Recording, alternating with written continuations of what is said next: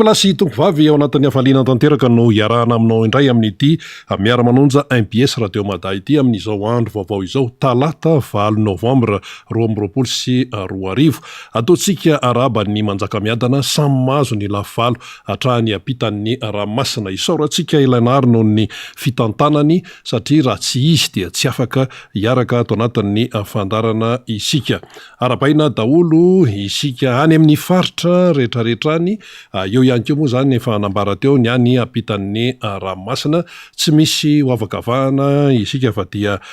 iray ihany isika mianakavy no inona nohy Madagasikara no inona ihany koa no ny fikatsahana ny tompontsoa iraisana eto amin'ity Madagasikara ity tsy mety ny hoe vitsivitsy fotsiny mahazo tompontsoa fa ny maro dia mifafankihoany ao anatin'ny fiatrehana ny fiainana tsy mety zany satria natao ho an'ny malagasy Madagasikara fa tsy natao ho an'ny vitsivitsy fotsiny ny fandehan'ny fandarantsika amin'ity indray mitoraka ity toy ny mahazatra eo ny famakafakana hoentina eto zany fa eo ihany koa namana fanira zafy manantany eo ny solombavambaoka izay isehatra eto afaka minitra vitsy fa efa manomakomanao ny solombavambaoka ny Madagasikara voafito tamin'ny alalan'ny tiako Madagasikara atao amin'ny boribory tany fa efatra dia tsy zany fa ny député ny kolonely Rambo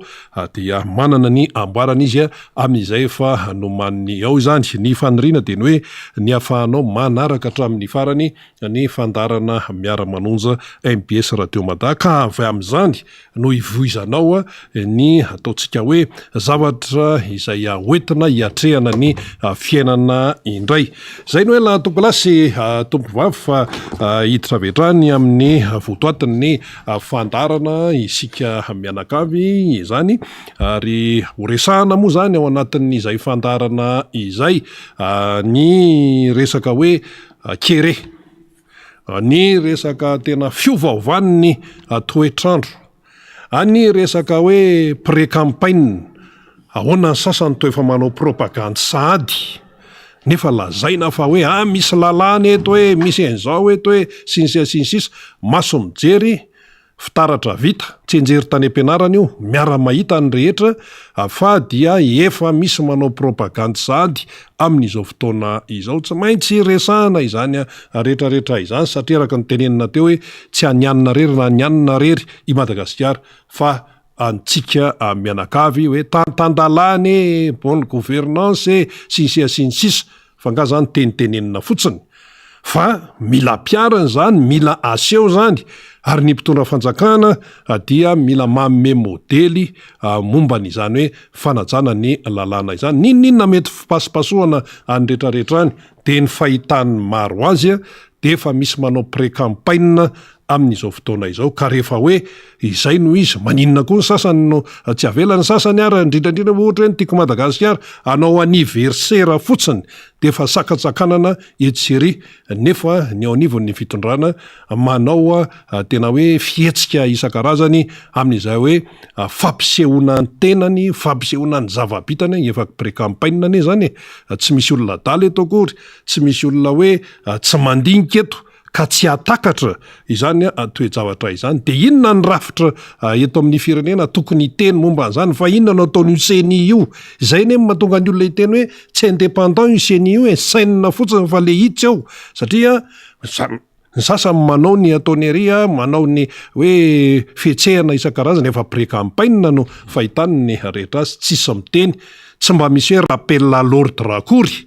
fa dia mangina fotsiny ihany de zay no mahatonga ny rehetra teny hoe misy zavatra tsy mety ao misy zavatra mila jerena eo mba ho tompontsoan'ny rehetra izany fa tsy hoe ny sasany sady metsena ny mahandro manandratsira no manamboatra kovera de mbola izy koa mihinana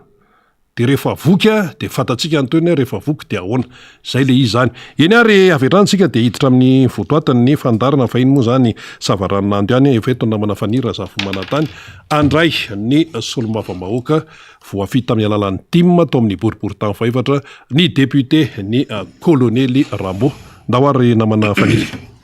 miaraba sady misaotra ny rina rabe mananjara zay miaraka amintsika amin'izao maraina izao efa fahavalo ny volana novambra sahady zao reny saika nadinidinitsika kely ny fahinina ny volana novambra izay fotoana nahatserovana ny namay ny rovany manjaka miadana tamin'ny taona 570 tantara moa zany de resahantsika ohatran'izay le izy fa rehefa misy ny fotoana de hiverenantsika ihany zany adevitra rehefa aveo miarabantsika rehetrarehetra ny ampitan-dranomasina any ny eto atoerana ny velany mazava ho azy moa zany ny namana izay ny fanina rehetra teny amin'ny sehatra izay ny faninana de anaovana kopakopa-tanana isika tamin'ny alahady teo niaraka nakalaza ny fetin'ny taranaka teny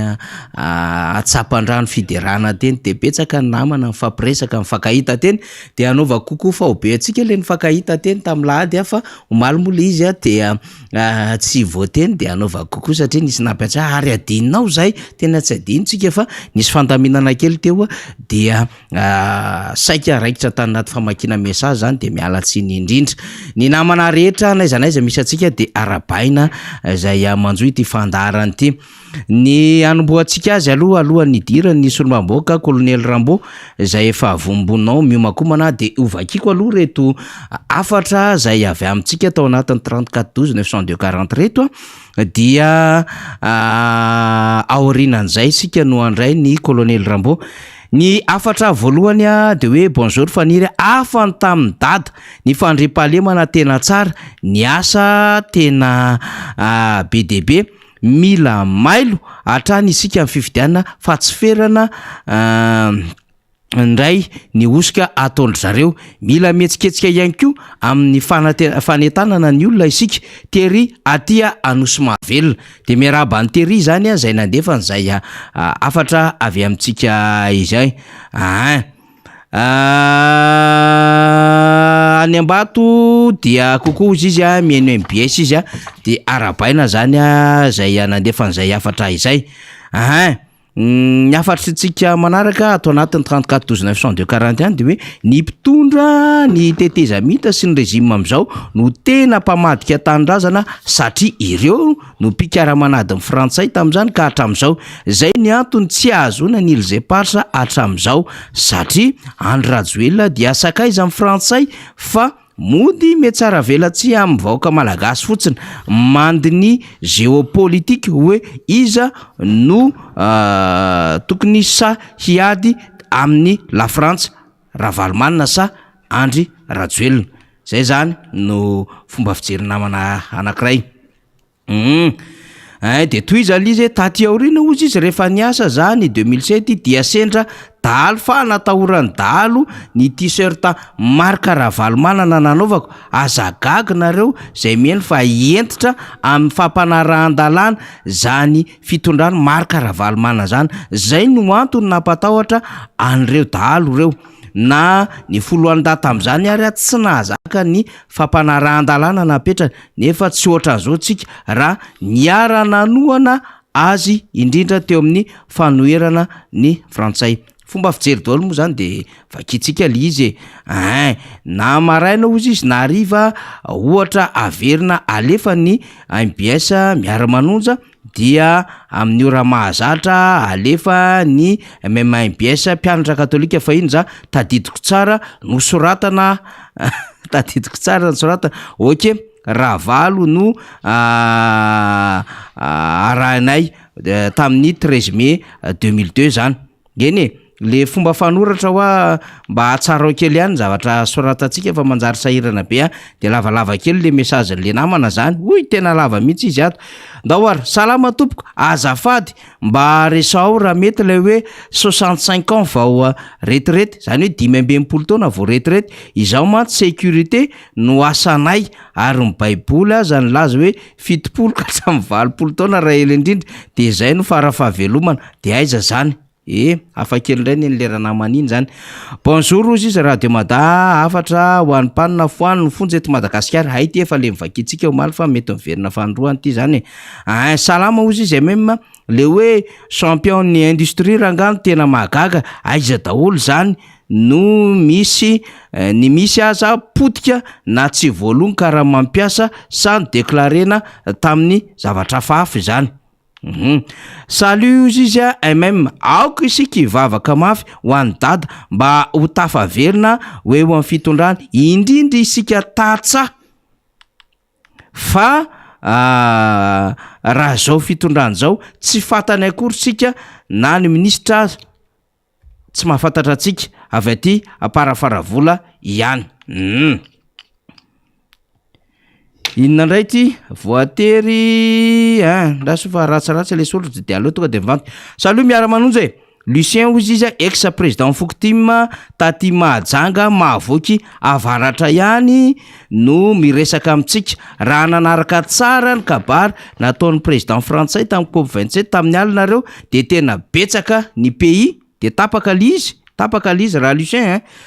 de tsisy toerana. Salama faniry premier tour de vita 2023 dada ihany donné any Tanambao Sonrarina de miarabantsika zany misy Tanambao any Sonrarina any. Salut monsieur Faniry ozy izy makasitraka amin'ny famakafakana fa alalana vaovao alalana ny vaovao marina ny tokony iadina mafy dia ny sokafan'ny MBS any amin'ny faritra mahereza daholo masina ny tandrazatsika. Toy ihany famakitsika ny afatra. Salama Faniry aty Thomas nanalaky ninona hôpitaly be piondana makahery de mirary soa ho tahiny tompo lalandavy ianao sy ny ekipa rehetra ny MM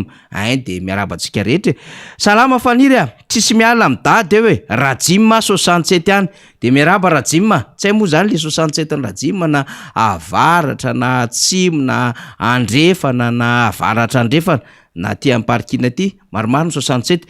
misaotra anareo miara-manonja tena tsy hain'ny fitondrana ity mihitsy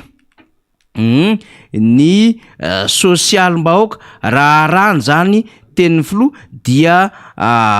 vokatry ny Artemisia ihany ny vahoaka ilay inony dia vokiny ny Artemisia ihany zany ny vahoaka izy andresahany ilay izy ozy izy mora rankroma ihany tsy hita tsara le soratra de lasa sahirana be any namaky eny ary zay no afatra mbola misy afatra farany ty. Bonjour miara-manonja de miandry ny ambaratsika indray zany amin'ty talaty ty miaraba ny député Rambo eny ary voray efa ambadika ny solomamboaka Rambo salama Emilien zay ara-dalana amintsika am'izao marain'izao. Ny vaovao moa zany tao anatin'ny 4 ora de raha tsika mahafantatra tsara fa hiditra amin'ny fivorina ny conférence des partis na COP andia amin'ny 7 any Egypte any any Sharm el Sheikh any no anaovana izany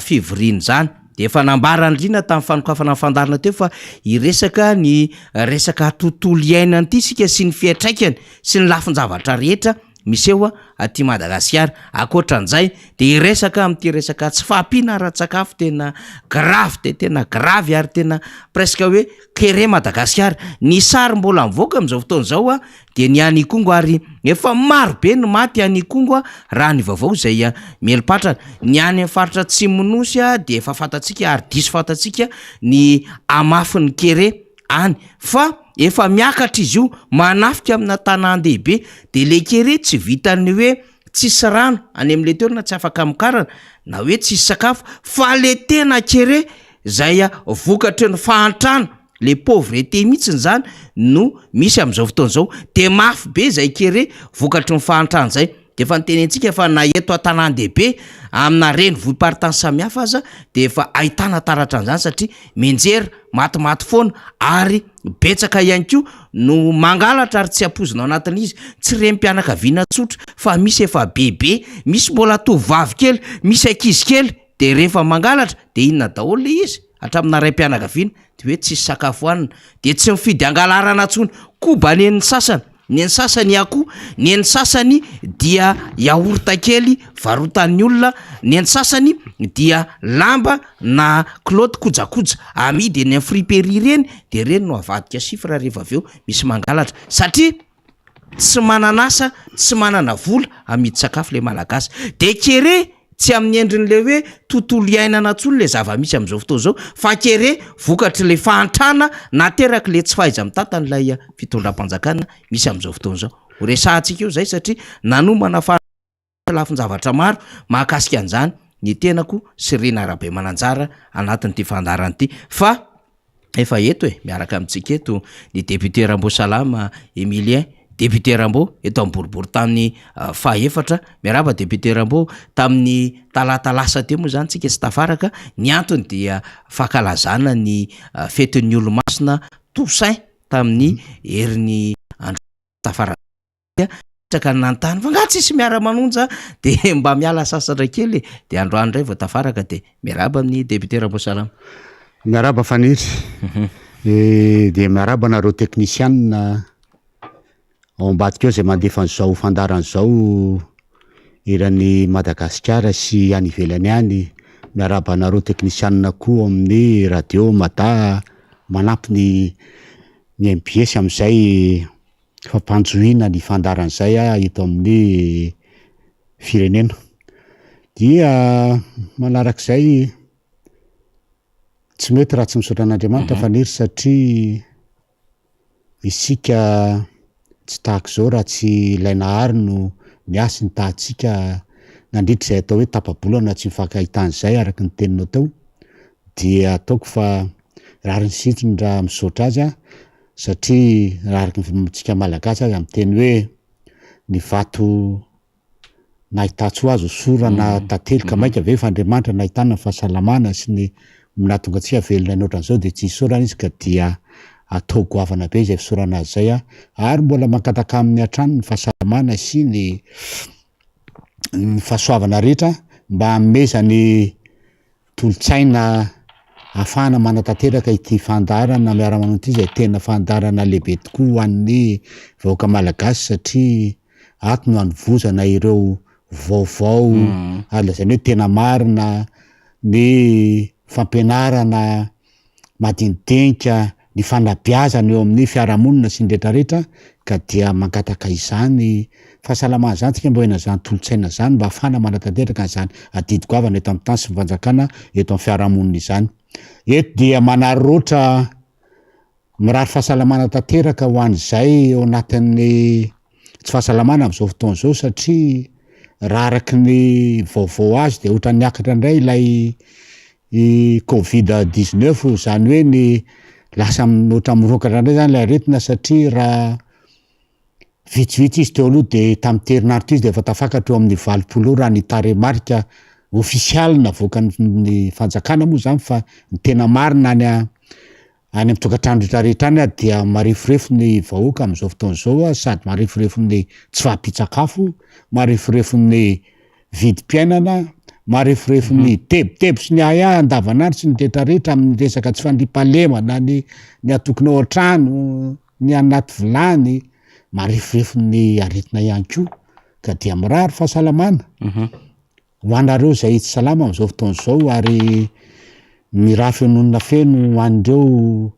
fianakaviana zay nanana havana ndosy ny fahafatesana tahoana fa olombelona isika natao alahatra fa tsy nandahatra ary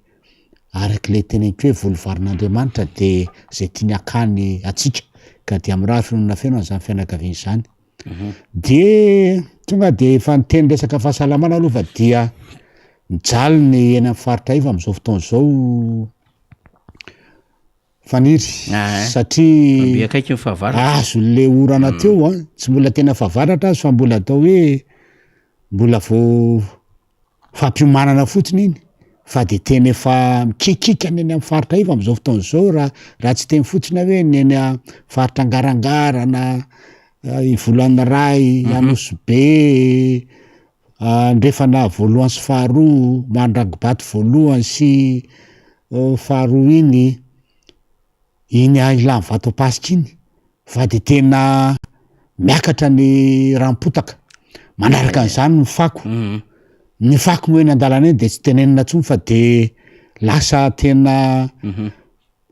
nanenjehana ny nendravalomanana teo hoe tsy vita amin'ny fako hoe nanenjehana ny tenanay tao satria lefitra voalohany teo tena tsy vita ny asy kanefa zao dia tena avoroeny ny zavatra mitranga ary tamin'izany fotoana zany aza dia mbola ny ministeran'ny rano ny rano sy ny fidiovana ary ny fidiovana no ny ahy ny fanalana fako am'izao fotoana zao nefa de fa zareo am commune ka de magagagaga ihany mijery an'lay izy hoe vita sa tsy vita ty raharaha ty e fa ny olona de tena efa mitaraina mafy mihitsy ny olona am'izao fotoana zao am resaka tsy fahasalamana satria de efa mitrangatra am'izao fotoana zao ny areti-kibo diareo an'ireo zaza eny amin'ny faritra ivareny ary de fa filarana any amin'ny CSP2 ny amin'ny fitondrana an'ekizm amin'ny fitadiavana fanafodiny amin'ny consultation am'zany areti-kibo zany fivalana zany eo koa ny areti-tratra zay ateraky reny atao hoe fako miavosa reny loto any amin'ny tatatry reny de mameria entona de lasa manepotra an'ekizy ka de eto zany de efa miantso ny tompona andraikitra ianareo mpitondra miseho azy mahavita azy am'izao fotoana zao tsy mey feo an'olona io fa raisina andraikitra anareo ny amin'ny fijerena sy fiahina ny ain'ny vahoaka satria tadio tsara fa adidinareo ianareo mpitondra am'izao fotoana zao mijery ny fiahinan'ny vahoaka zany fa tsy adidinay mpanohatra mihitsiny fa zay mpanohatra de miteny ary tsy maintsy miteny ary satrinay koa zay misy zavatra tsy fahavitanareo ny asanareo itenenana anareo satria fantatra fa tsy vitanareo ny asa mandraikitra entinareo hitantanina ny titany sy ny fanjakana na amin'ny resaka au niveau an'ny gouvernement local zany na amin'ny resaka gouvernement central ka iny zany tsy eritseritra kely fotsy fa tena maloto ny tanàna ary maimbo e zay ny azo lazana azy anga faniry ary marary ny olona noho ny zany zavatra zany tsy azo afeniny zany zavatra zany ary tsy maintsy tenenina fa raha mijery ny rehefa toerana kely ka misy rano ino de loto ary ny loto dia miavosa eny rehetra eny ka zay zany mba tsara ho fantatry ny vahoaka de fa miteny aho hoe amin'ny vahoaka zany hoe aloha mety hatramin'ny herin'ny tenanao tiako tenenina dia raha mbola azon'ny vahoaka atao manampy ny tenany ka manao zany dia arao ny resaka fiarovana amin'ny covid-19 mbola tsy lany andro eny sy araky ny tengy teo mbola mitrango eo aretinao am'izao fotoana zao tsy lany andro iny fa ny afotsiny hoe mba tsy ho tratry ny tapoka ianao de raha misy toerana hoe vorovory olona de aloha mitandrina ihany mapetraka an'iny arovava sy orona iny de ajaina ny elanelana ajaina ny fanorokoroka etsy seroa de ohatran'izay koa ny anaty bus fa raha ohatra moa ka ianao rery na olona vitsy tsy maninona fa mba hatoza fa rehefa ao anatin'ny olona maro de aloha ajaina ihany izy fa sao sendra tapoka satria araky ny tengy teo hoe ny toe-batan'ny olona rehetra tsy mitovy tsy ary mitovy ka misy ny mahazaka mbola mafy la atao hoe hery fiarovanao aminy ao de tsy mora andraisina fa afaka miaro tsara fa misy na samy mitovy zao de misy marefo de tonga de andarany dia sao dia tsy mahatonga ny andro rapitso fa de andro any de taraikeo ka zay ny teneniko hoe arovo ny tenanao fa raha ity fitondrantiny no andrasana hiaro ny tenanao satria na mizavatra tena atao hoe fiarovana sy fiaina fahasalaman'ny vahoaka re am'izao fotoana zao de hitantaratra eny amin'ny fiarahamonina eny fa tsy vita nyity fitondram-panjakana ity de kokoa hoan'ny mpanaraka ny miara-manonja rehetra ary indrindraindrindra ho anareo eto amin'ny boribory tamy faefatra zay eo amin'ny tapabolana zay tsy niona tetitsika tena tsisy adino ny fokotany roa amby telopolo fa de atao kokoa daholo nareo rehetrarehetra zay manaraka nyty fandarany ity torak'izay ko anareo any amin'ny fatovakina karatra zay tsy adino fa dia mandefa foana hoe aza adino de tonga de anao le fiteny any hoe tsara adino anareo fa efa miteny azao zay de tiako lazaina indrindrindrindra moa nisy olo mavamboaka aiavako aby zay vakina karatra zato sanjato sy José sy olo mavamboaka José ao Antsirabe faro farany kokoa manokana ho anareo amin'ny district amin'ny Betafo indrindra i Deizitita sy Ramanana zay tia mafana fo ary andrandrain'ny olona amin'ny district amin'ny Betafo ao de fa nahazo iraka manokana ny tenanay hijeriny amin'ny district amin'ny Betafo fa de fa miteny aminareo zany fa ho avy tsy hoela hijery hoe ahoana ny fomba andaminana amin'ny district amin'ny Betafo satria nahazo iraka manokana avy amin'ny filohan'ny antoko ny tenanay hijery azany district zany de fa eto zany de fa mitenanareo sady hoe ho avy tsika hoe ahoana no ametrahana ny paikady rehetra mba ametrana zany hoe tanànany distrika Betafy zay nanana izy azy ny tamin'ny fividianana rehetra ka lohany foana dia amerina zay laza sy ny atoko zay ao amin'ny distrika Betafy zay angamba fanira eny are ny anomboantsika azy moa maromaro député Ramboasalama satria ny vaovao dia miazakazaka isan'andro san'andro indrindrandrindra ny vaovao zay mampahonena misy ny mijery azy ankehitriny de ny faharefony reo namana any Atsimonosy indrindrandrindra any amin'ny faritra Vatovavy iny tena mijaly de mijaly am'izao fotoana zao ary miparitaka ny sary ary efa manao azo lava mihitsy ary le azo lava zany de ohatrany hoe miantso vonjeo ary de miombona mifametanana mifampiresaka zany ny zava-misy am'izao fotoana zao na ny malagasy any ampitan-dranomasina raha de miazakazaka misy manao fanetanana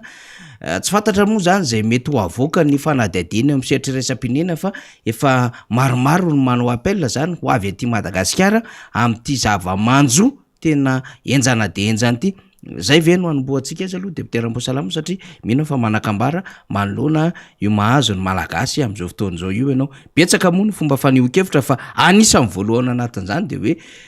betsaka ihany koa le fangataham-bola nataony ny fitondram-panjakana tany ivelany tany sy ny fivoahana ny amin'ny amatsina indrindrandrindra taoriana ny rivodoza sy le hoe kere zay efa raiky tapisaka ho amin'ny malagasy kanefa ohatrany tsy mbola mahita soritsorotry le vaholantsika tsara ny tondrana fanazava-kevitra sy lafim-panadihadiana am'izay député Ramboa ya tena ao amin'ny faritra fitovona moa zany no tena izy raha hoe anina amin'ny sud-est zany io fa tena ho tena inketra angamba de tena nanatra ary nampalahelo le sary navoaka tamin'ny Samsombavam-baoko moa de fampandefa sary de misy an'lay renim-pianakaviana mitrotro an'le zazakely ao tao amin'ny distrika ny Kongo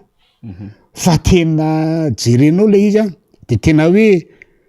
tolana mitafy hoditra de ohatran'ireny zazakely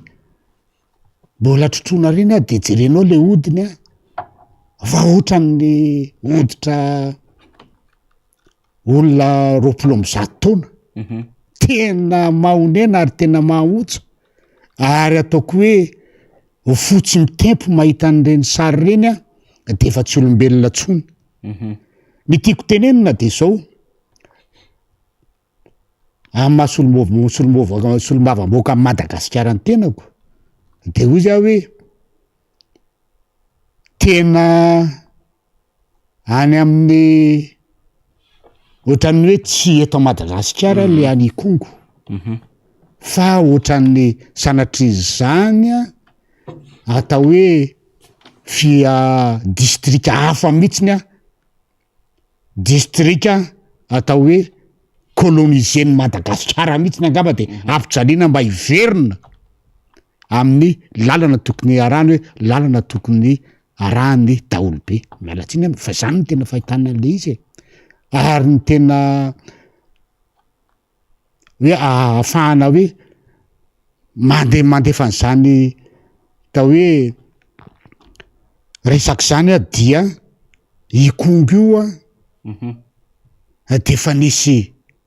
cyclone nandalo tao de efa nisy faty olona tao amin'io cyclone io efa nanao antsoavo ireo mpanjaka ny solombavam-bahoaka namana tao fa dia ohatran'ny hoe antso tany ambadika tany anefitra tany tsy isy mpieno fa dia nandeha amin'nonony tao fotsiny lay vahoaka de tao amin'io distrika io ihany no nahitana an'lay fizarana vary amin'ny kapoka Madiko sy fizarana menaka amin'ny kapsily de natao zany ho hitan'ny fitondram-panjakana zany hoe zavatra tena tsy misy mihitsiny tamin'ny distrika teto amin'ny mandrafitra nyty Madagasikara ty dia mbola tsy nisy any ny fandraisana andraikitra mikasika an'izany distrika zany na amin'ny resaka famatsiana na amresaka fanamboarana ny lalana zay afahana mamatsy an'io district io na amin'ny fanampiana ny vahoaka zany a mba hanao asa fivelomana ahafahana miady am'ilay tsy fanjari-tsakafo dia nandefasana fanampiana volan'ray ono taoko hoe ono aloha fa vaovao nainoko azy fa za tsy nahita fa de ohatrany tao hoe tsy hita le vola na lefa mifanjakana ho an'io distrika io tsy tonga tany am'le olona tokony ampina dia ny solombavam-bahoaka zay mitovy amin'ny tena namany tena zandry ny tena no taraina mihitsiny hoe tena efa tsy izy tsony ty zokobe fa tena mijaly lay vahoaka fa tena ohatrany tsy malagasy tsony zay e aloha tena mihitsy ohatrany tsy malagasy tsony zay eto fa ohatrany hoe raisina hoe olona hafa tonga angamba eto Madagasikara dia ampijaliana aloha manaraka an'izy tokony ho fiainana eto fa tena efa tsy izy tsony de nisy an'ireny zavatra nitranga tamin'ny resaka fangalana kery lay zaza variana sy famonona reny lay zaza variry io zay nafaty olona 30 mahery no nitifitra vararaka nataony mpitandro ny filaminana nataony zay mpitandro ny filaminana atao moa de hoe gendarme polisy ny administration pénitentiaire samy tao amin'ny tobiny gendarme dafolo niaraka tao tamin'io fotoana io dia zao ndray vaovao azo farany ndray de hoe misy noho ny anoanana noho ny resaka malnutrition noho ny tsy fisian-sakafo ary de kery zay tany atsimo faritra atsimo taloha tany amin'iny andro iny ka natongana le olona tany na vitahira mihitsy mikasika an'io kere io de nkisaka de lasa ao amin'ny faritra atsimo atsinanana fito vavy sy atsimo atsinanana tonga ndray ny kere zao ary de am'izao fotoana zao lasa misy 570 rano vaovao azo farany zany 570 ny maty zany rehetrarehetra zany a io zany 570 ny maty namony ainy zay ny vaovao zany atsika zany tsy diso ny vaovao zany fa de io navoaka ny gazety hoe 570 de apetraka ampitondra fanjakana ny fanontaniana mbola eritreretinareo mpitondra fanjakana am'izao fotaona zao ianareo nampindramin'ny vahoaka ny fitantanana ny fanjakana malagasy am'izao fotaona zao ianareo zay mahavita manao fety balina be andy anosy be manao tao hoe fisakafoanana arak'izay izy manapoka champagne de mety aminareo ve reo 570 olona namony ainy am'izao fotaona zao noho ny tsy fampiana sakafo maty ny tsy fampiana-sakafo akoatrin'le mbola maty zay am'le tifitra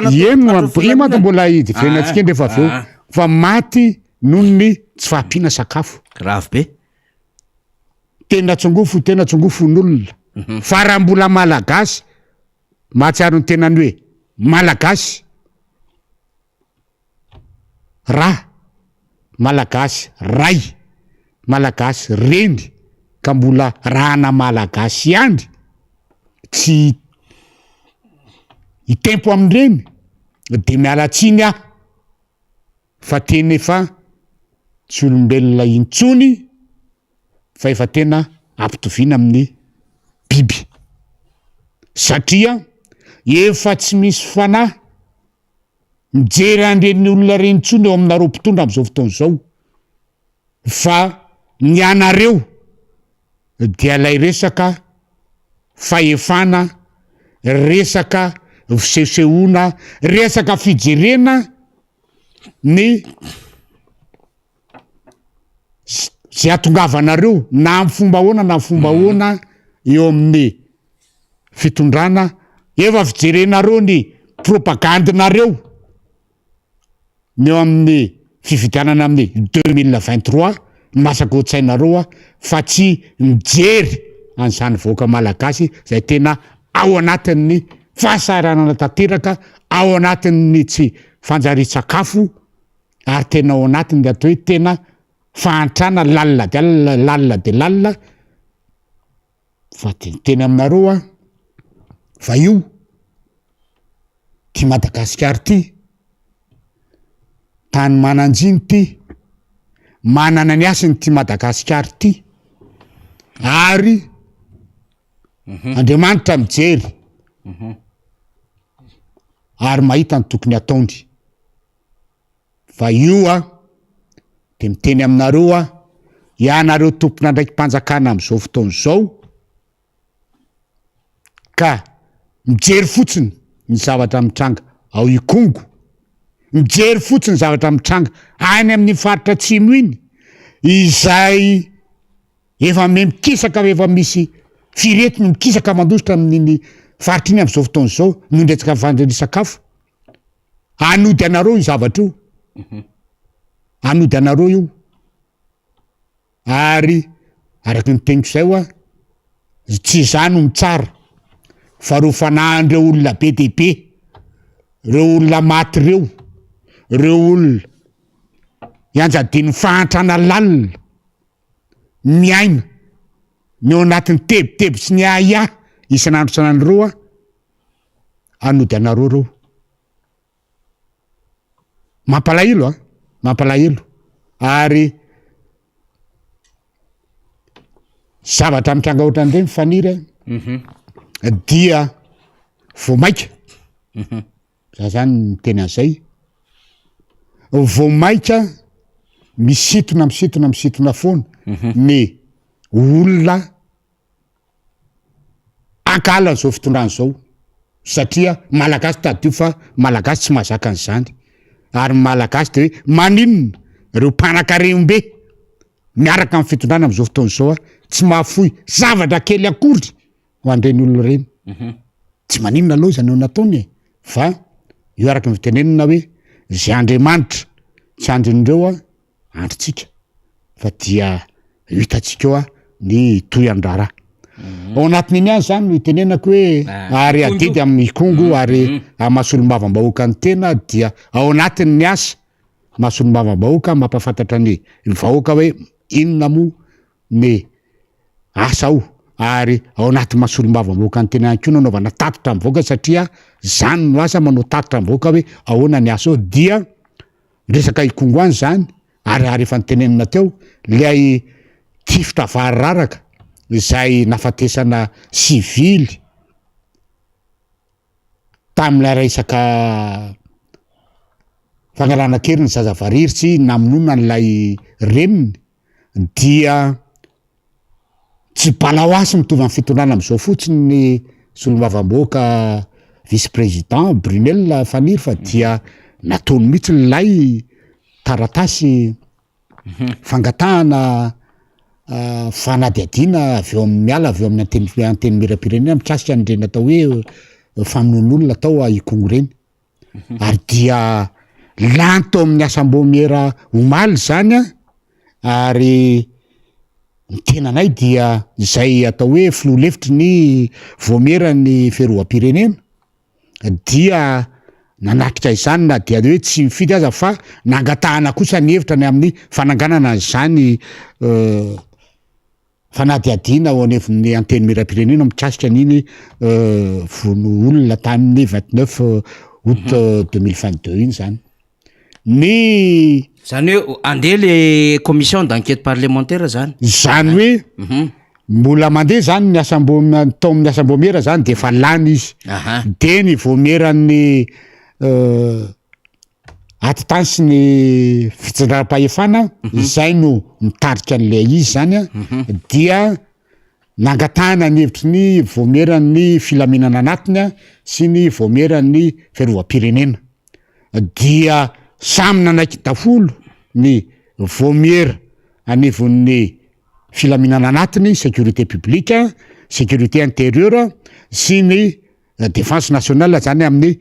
ametrahana ny fanadiadiana eo amin'ny anteny meram-pirenena zany mikasika nyiny vololona tany ikongony tamin'ny 29 août 2022 ary raha ny atao hoe article anankitelo no nasaina no lanina tao dia lany satria ny voameran'ny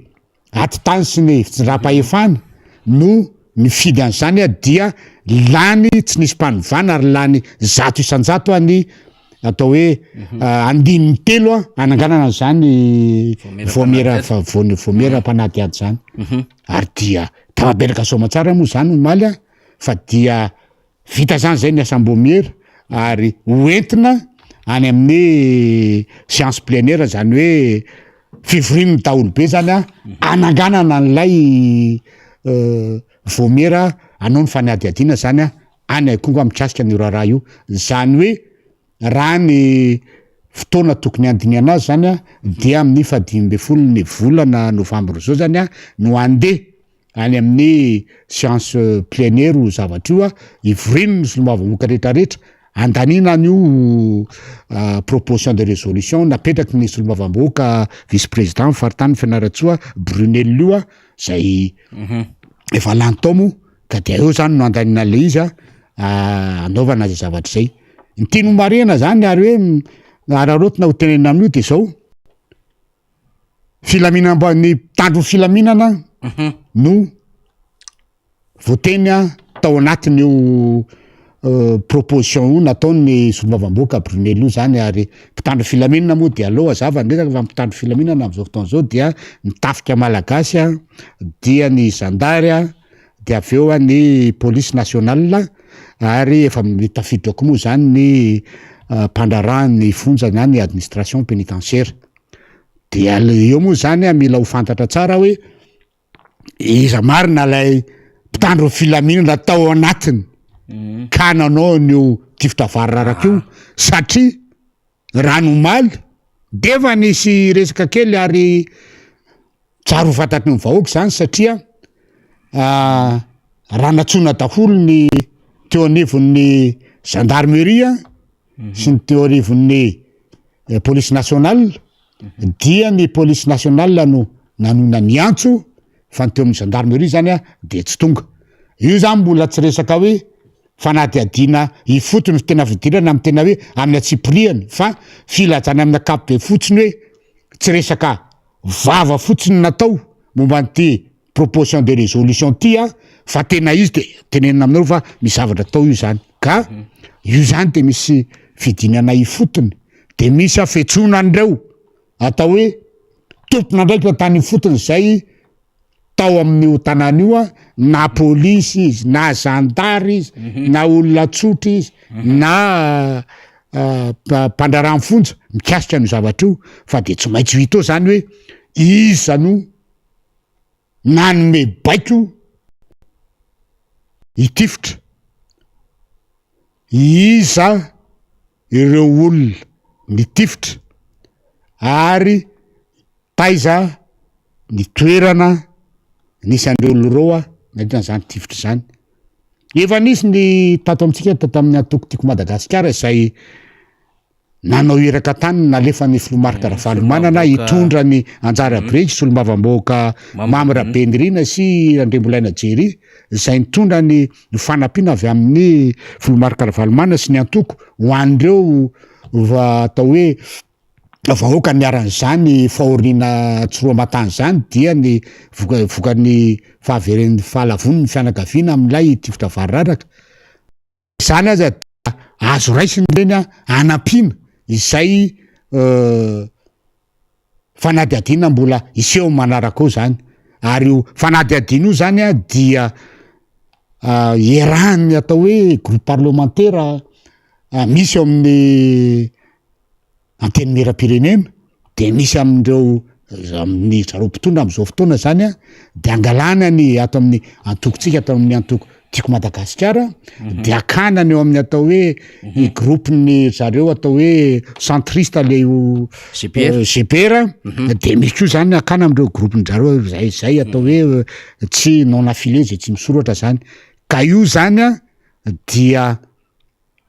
amoaka andeha hidina ampiantso ary amoaka zay zavatra hita marina mikasika an'io ary ahitana marina sy ahafahana miteny sy milaza mivoaka hoe zao marina ny tena tompona ndraiky tamikasika an'izao satria raha ny vaovao am'izao matsy dia ny polisy pirenena manana ny ankety nataony ny zandary manana ny ankety nataony zany hoe zareo tao anatiny zany a dia samy manana filazany tafolo de ty fanady aty nataony antenimera miala avy amin'ny antenimera pireneny ty zany a no ahitanany marina mikasika an'io satria tady io tsara fa eto aza zany hoe raha koa aza vao hitsaketo efa mahazopo ianao e tena marina zany a tsan'le miozaozy ty ny akoho anay vanga tsy tamy maso le sy ndretreto maty le akoho de mainka ave fa olo vahoaka malagasy ohatran'ireny dia avelandeha am'izao fotsiny matimaty azy am'izao fotsiny tena tsy mety a ka tsy maintsy atao zay zavatra zay hoararotona amin'io zany rehefa teneniny amin'io koa hoe ny fiainana lanja miakatra ary tsika moa ato amin'ny antokotsika dia antoko miaina ary manana maizy azy a dia mijery zay fanatsarana mety ho atao sy ny rehetrarehetra ary eo koa zany nahitana hoe mbola manaraka ny toetrandro ve am'izao fotoana zao ny de hoe lalàna zay ataon'ireo mpitandro filaminanareo misikasika ny fanantanterana ny asany amma piaro ny vahoaka sy ny fananany azy sa efa loza ny toetrandro mandeha routine fotsiny ve ny fiainan'ireo za mila ovana na ny recrutement ny olona zany na ny lalàna iainan'ireo zany mila ho hita daholo satria arakarak'izay ankety eo no ahitana hoe iza namme baiko ary zay namme baiko de tompona ndraikitra amin'ny baiko ny omeny sy ny am'izay mety fetraikany zany amin'ny vahoaka sy amin'ny tenany ary amin'ny miaramila na zandary na tafika mifehiziny ka nazon'izany voarakotra ao anatin'ny lalàna mifeny miaramily zany fitsipifehzany miaramily zany a ary fitsipifehzan'ny gendarme sy ny tafika malagasy moa zay décret mivoaka tamin'ny 17 septembre 1997 mitondra ny laharana 97 1133 zay ampiasan'ny tafika malagasy a am'izao fotoana zao sy ny gendarmerie izay milaza mazava hoe izay namme baiko na iza ka nahatonga an'io de ho tompona andraikitra ny amin'ny tena voalohany indrindra tompona andraikitra amin'ny zay olona nomeny baiko ka natanteraka an'ireny ary tompona andraikitra amin'ny vahoaka miaran'ireny zavatra ireny ary raha reny zavatra ireny no mitranga aloha de miala tsiny a fa de ireny de efa neninona filaza de fa any amin'ny hoe efa fandikana lalàna fotsiny tsotro zao reny any amin'ny resaka crime fandikana lalàna fotsiny zao reny amin'ny resaka atao hoe meurtre fandikana lalàna fotsiny tsotro zao reny amin'ny resaka hoe ianao ao anatin'ny mpitandro filaminana zay mahay ny atao hoe ary efa ianarana zany any amin'ny fanatanterahana amin'ny asa mikasika ny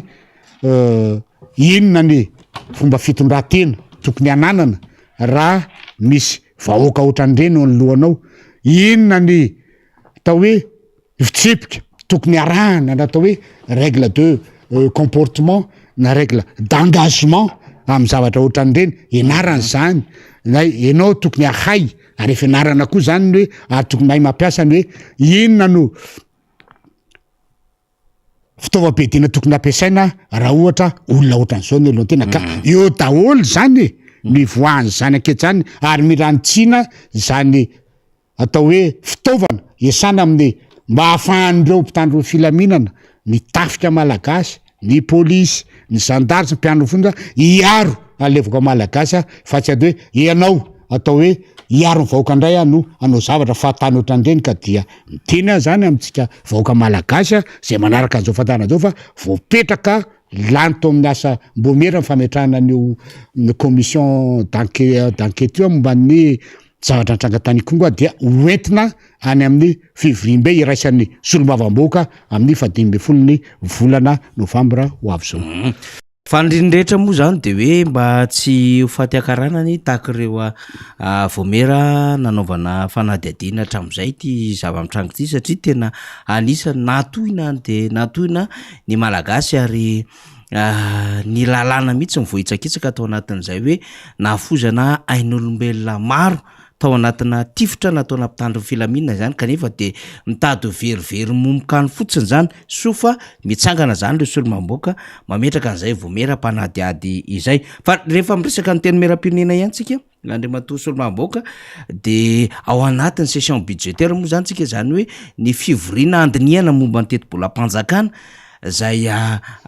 alefa eny anivon'ireo parlemanta rotota fa ny tena hoe andrasa moa zany de ny andalova ny anivony anteny meram-pirenena ny fitondram-panjakana de nanambarany amin'ny hoe ho tafapetraka mialoha amin'ny 17 ny volana oktobra ity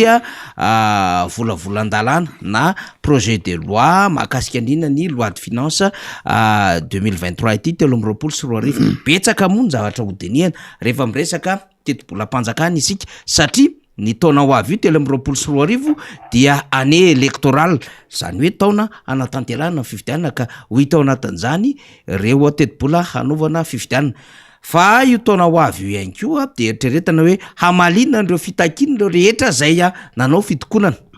fa io taona ho avy io ihany koa de mamato tena amin'ny alalan'ireo fotodrafitrasa izay mbola tsy vita kanefa dia mamato tena amin'ny alalan'ireo fampanantenana samihafa ny fitondram-panjakana zay milaza fa hoe hanomboka ny asa ho tanterahana ny asa ho tokanana ho vita ny ampahan'ny asa zao kilometatra zao isanjato ho hitantsika daholo de tazanina ao anatin'ilay teti-bola mpanjakana maro be fa ataontsika satoina daholo zany deputeram-boasalama Emilien akoatrin'le hoe ahoana ny vinavinana antotanisa ho an'ny Madagasikara ny taona 2024 aiza ho aiza zany mba tsara ho fantatry ny mpanaraka miara-manonja izay efa zarintsika mandrakariva moa zany ahafantatra ara-teknika ny zava-misy sy ara-politika ihany koa ny amin'ny hoe fizotra ny adevitra momba ny teti-bola mpanjakana nivony anteny meram-pirenena deputeram-boasalama. Raha ny voalazany lalàna fehizoro momba ny loi de finance zany zay navoaka ny fitondrana tamin'ny andro ny filoha Marc Ravalomanana tamin'ny 5 ny volana jolay taona 2024 zany 2407 zay hitantsika eo amin'ny andininy fa 9 de milaza fa tsy maintsy tonga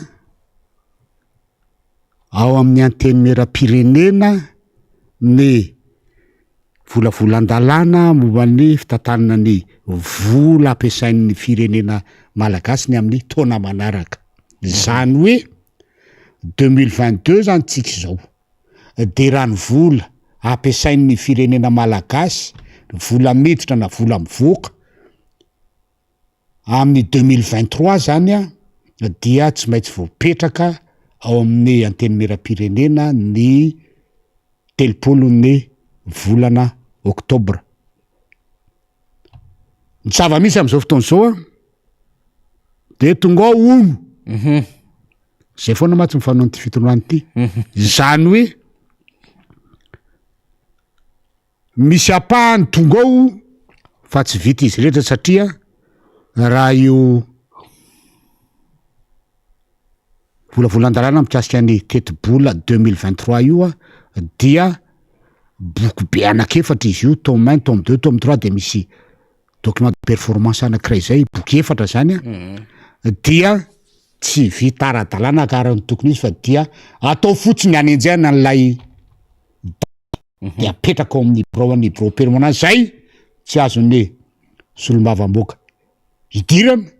tsy azo alaina fa de any dia hoe aono za aloha hatram'izao de mbola tsy nahita fa dia hatram'izay ity fitondram-panjakany tya hatramin'ny dirako na solombavam-bahoaka tao tamy 2019 zany dia na elefi na lalàna lasitra ohatran'izao na ny lalàna mikasika ny fanitsipanitsina na sipantsina ny elefera dia tsy tonga ara-dalàna araky ny voalazany eo amin'ny ty lalàna navoaka ny filomarika ravalona mikasika ny fitantanana ny volam-panjakany tya fa dia tsy manara-dalàna zany loi organika zany le zany lalàna fehizoro zany ane ka ao arinana lalam-panorenana de zany no izy dikan'izany zany manana maizary tena hoe fitantanana ny aindebe ny fanjakana mihitsy le fa de reto mo fanjakana efa tsy zatra mpanitsakitsaka lalam-panorenana de io nataony ary le izy dia sady tena tonga bakivaky sady marary mamenatra inona tenenako an'izany de na ireo fa matsy vola roa zany de efa mahafantatra hoe io ndray ilay ataon'ilay mpitondra malagasy papakady sarinady io ndray le izy fa dia ny solombavam-bahoaka no solombavam-bahoaka zay maro onisy zay terena tsy maintsy mandany an'io a dia maimbo de maimbo a eo anatrehan'ireo atao hoe vahiny reo PTF partenaire technique financier izay miaraka amin'ny firenena malagasy ireo mpamatsy volatsika ka momba zay zavatra zay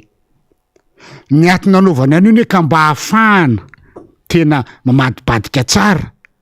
hoe inona ny vola miditra karazam-bola miditra inona ny fampiasana azy ary tena miantefa any am'ilay fiainan'le vahoaka ve le izy fa ny tsika am'izao fotoana zao a dia fananina mihitsy ny samezana azy solombavam-bahoaka satria misavatra feninao de rehefa misavatra feninao a de mialatsiny a tsy hoe manambany ny solombavam-bahoaka sasany fa de na solombavam-bahoaka sasany aza ne de miteny ava tsy mahafantana zany hoe finance publique zany ary misy ara tsy hita mihitsy na amin'ny fivorena ohatran'io na amin'ny asa mbomera na amin'ny asa fandaninan'io a amin'ny atao hoe amin'ny resaka fandinihana io zany eo amin'ny science plénière fa rehefa hoe andany fotsiny de mekitra be de be de manangatanana fotsiny de any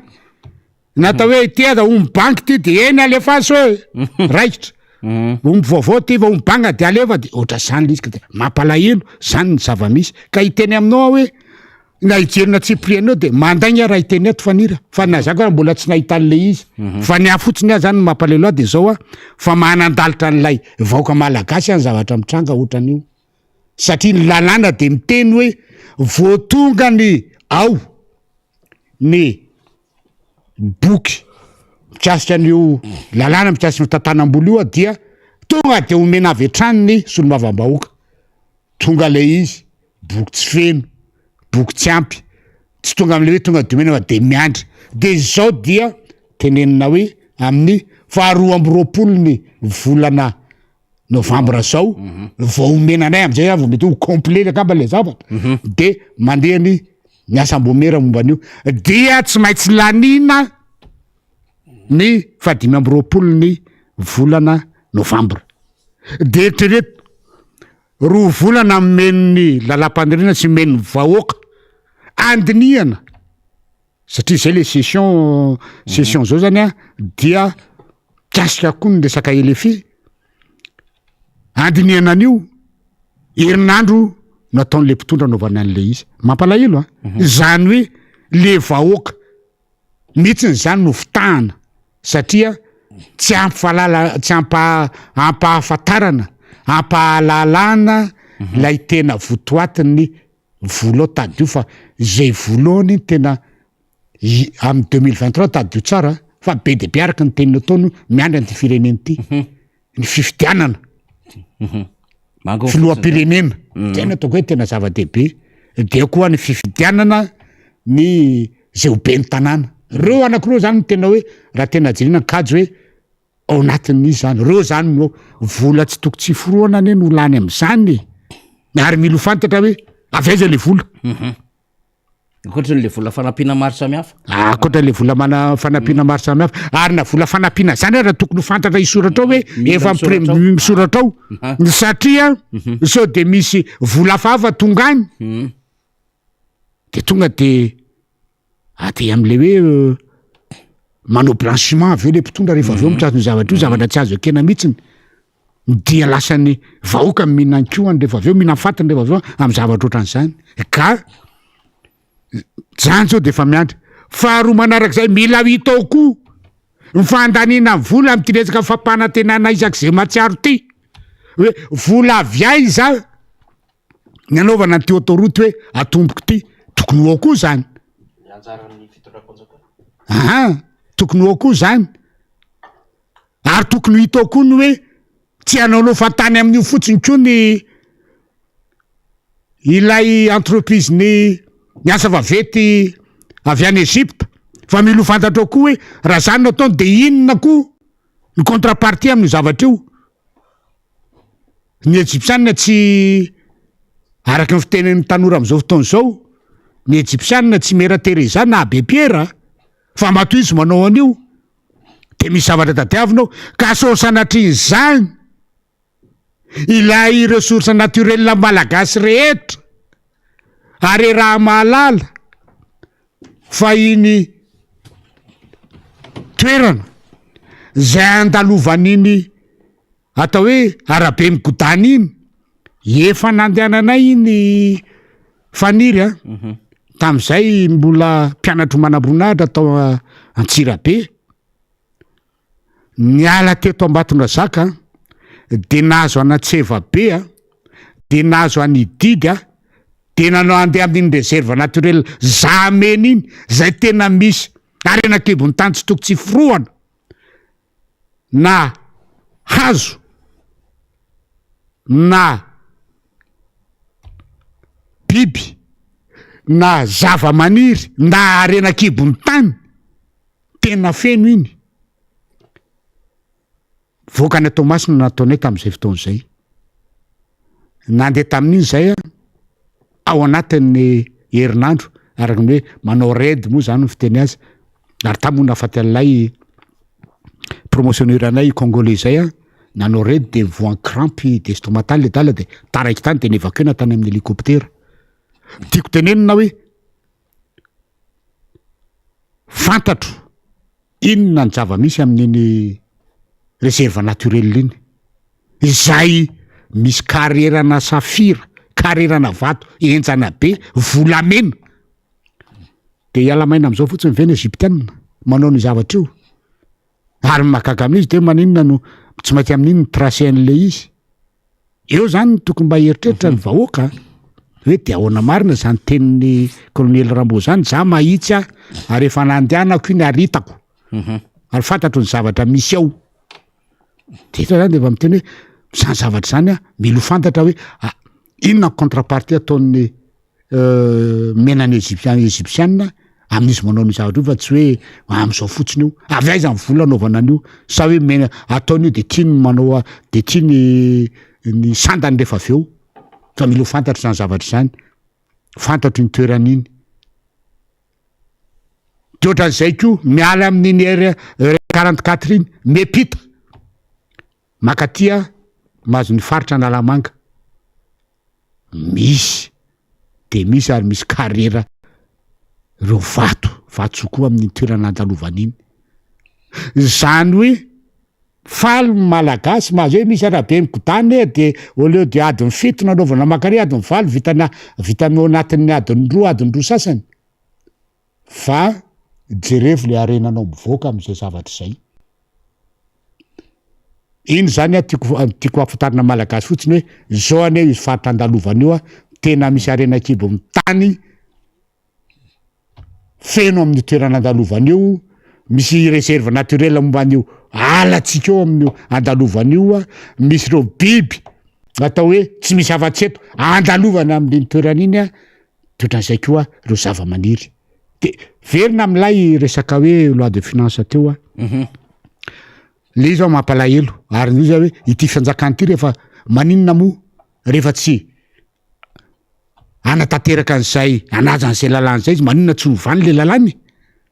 teo am 2009 izy tamin'ny nanokam-panjakana de afaka nanao tsara mihitsy nanovan'io lalàna 2004-07 tsy mety aminay ty fa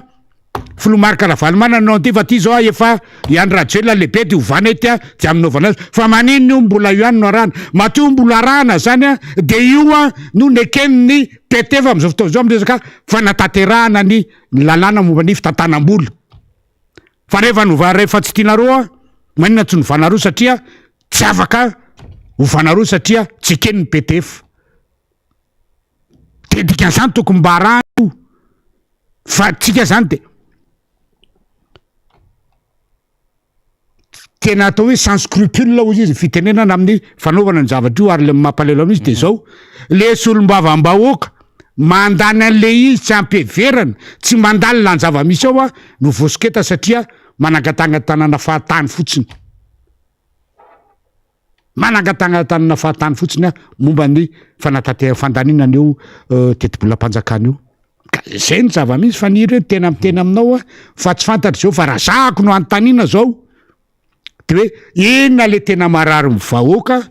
inona ny tena marary misy hita amin'ny firenena de tokony hiopana am'izany miao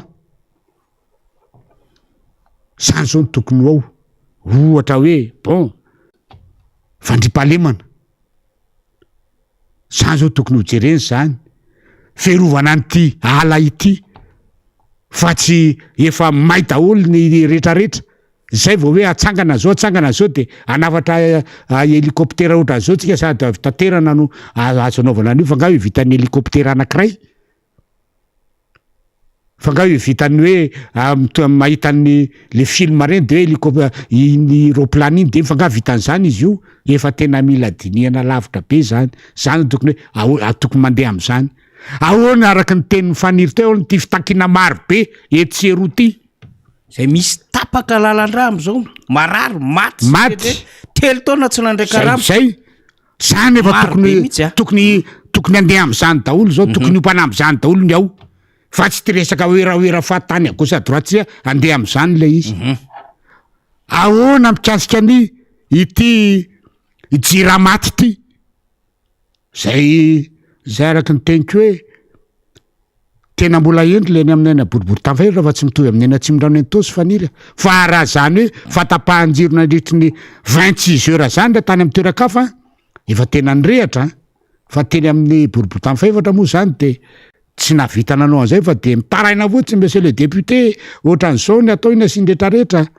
de ny tena moa no miantso an'ilay 35-47 de manazava amin'ny olona fa mbola endry le olona zany mbola atao hoe mbola misy fanahy kely iny miteny hoe raha andoro zavatra moa de iny tsika any mihina fatiny ary neritreritrin'olona raha andoro tsy vitany hoe andoro pneu sy an'izany fa tena anao zava-doza mihitsy de hoe okitsy fa tena mandoro am'tsilany tsika raha manao an'izany fa tena aloha iandreto fa de tsy ho ela tsony ty fa rehefa tonga amin'ny fitondrany tsika tsy oatra zao tsiny naovantsika azy fa zany zavatra zany zao no tokony mba hoe ao fa zaho mbola tsy nahita ininona ary mbola eniko fotsiny hoe ao ary rany vory azy tamin'ny farany teo de zavatra nampalelo de teo mihitsy ngiakesteur de nanotanina tato amin'ny solomavamoaka atima hoe azonay alaina ve le boky de miteny tamin'ny secrétaire général de azo alaina tonga tao amin'ny tompona ndraiky takan'le boky zay de hoe tsy ato le boky fa mbola any amin'ny braony filohana teny mera-pirenena maninona no afeninany raha ohatra ka azo omena fa dikan'izany misy zavatra tsy tia naseo tsy tiana avadibadika ho jirena tsara de afeninany le zavatra am'izay fotoan'izay rehefa tonga mifandahina de mandeha ho azy am'izao fotsiny dia lany araky ny tiavany aly izy kanefa tsy ho arak'izay de manjary voafitaka le malagasika zay ny teneniko anao hoe raha tsy tiany hoe de matovy reseo lahatra nleo PTF atsika de hoe ovainay ty lalàna navoakana Valomanandiva tsy mety aminay fa anao zay anao lalàna hafa am'izao 2022 zao mikasika an'ity lolo fa ty loi organique sur les lois de finance de alors anao vaovao zay fa ovanay ty fa tsy mety aminay ty de ovanay ny daty hoe raha octobre de ataonay herinandro de fandinay sy nedrera rehefa zay raha ohatra ka eken'ny PTF tady io tsara fa 75% ny vola ampiasantsika eto ane ka avy any velany de zay ny tokony eritreretiny zay dia mampalelo amin'izy a fitahana ohatran'izao le olona dia lasa ny solombavamboaka voatenteny hoe solombavamboaka mandamy vola hoe solombavamboaka zao sy ndraindray kanefa ny ataon'izy menakavy eo a mahatonga ny zavatra io lasa araka le fitenenina hoe olona anankiray ny nangalatra koa teo aninona moa de lasa izy menakavy laza hoe tsy matoky alasoro de lasa commune metsetika be ne zany alasoro zany de lasa hoe alasoro ray manontolo laza mpangalatra koa ny kary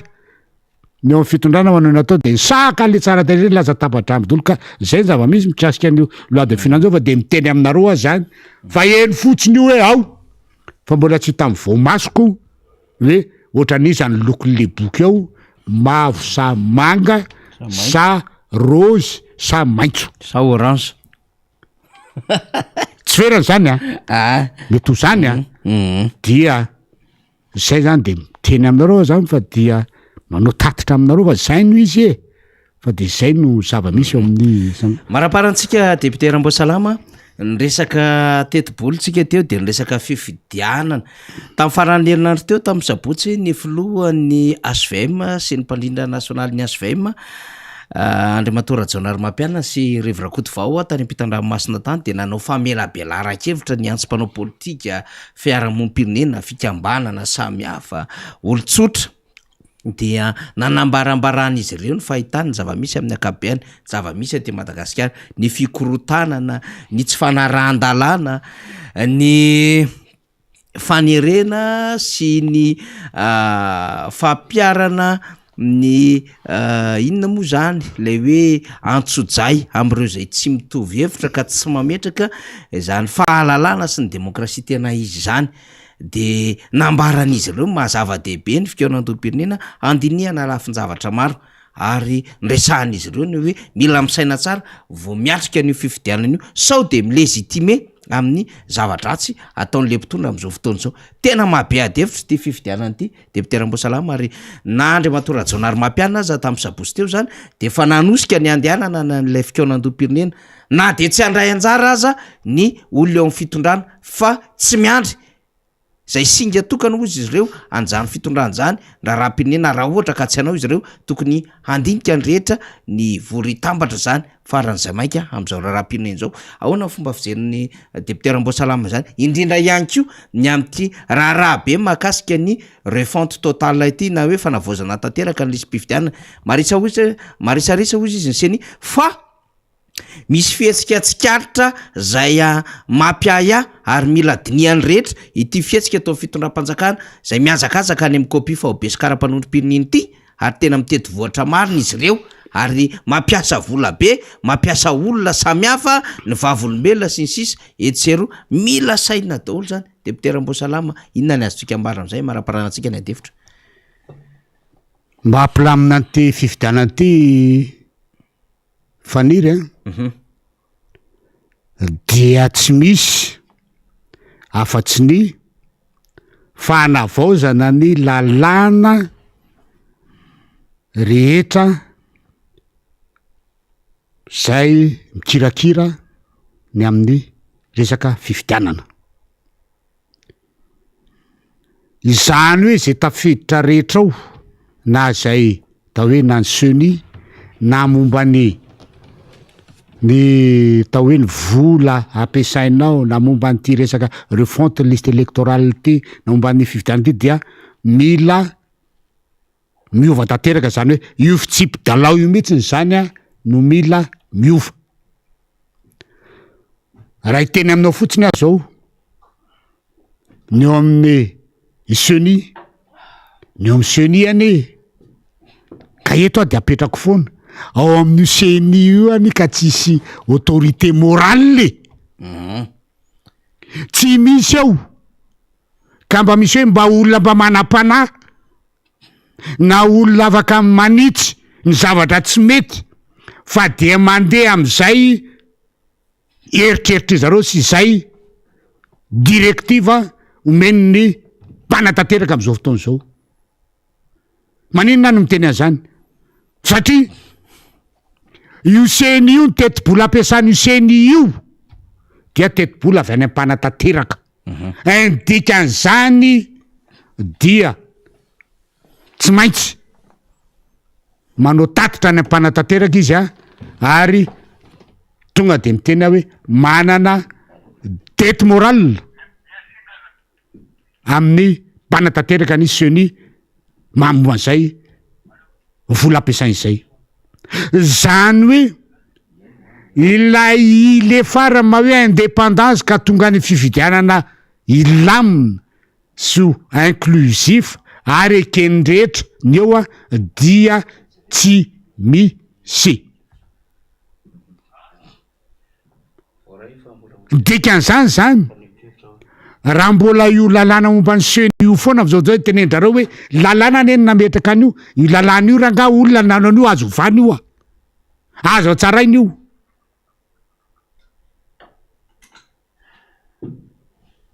diny ny anankiray faharoa manarak'izay dia tadio tsara fa ny anaovana an'ilay ireo fonte liste électorale am'izao fotoana zao de miala any amin'ny fokotany de nitenenina moa ny seny tam'ireny fotoany reny ary ny solombavambahoaka président groupe parlementaire honorable Fetra sy ny tenako nanatrika ny tao hoe séminaire nataony ny seny mba zay zavatra zay de nametrahana mihitsy ny hoe ahoana moa ny fipetraka ireo sefim-pokotany am'izao fotoana zao zay ao anatin'ny CLRE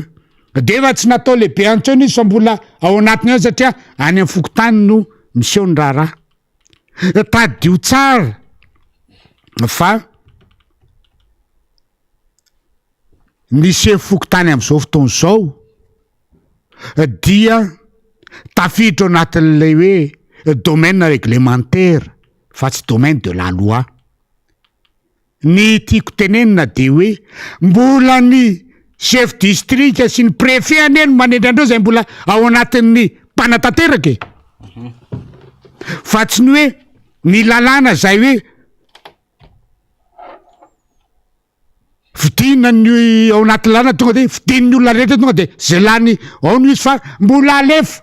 zay telo voalohany de zay vao tendrena karaha tian'ny olona aza le voalohany nefa tsy metimety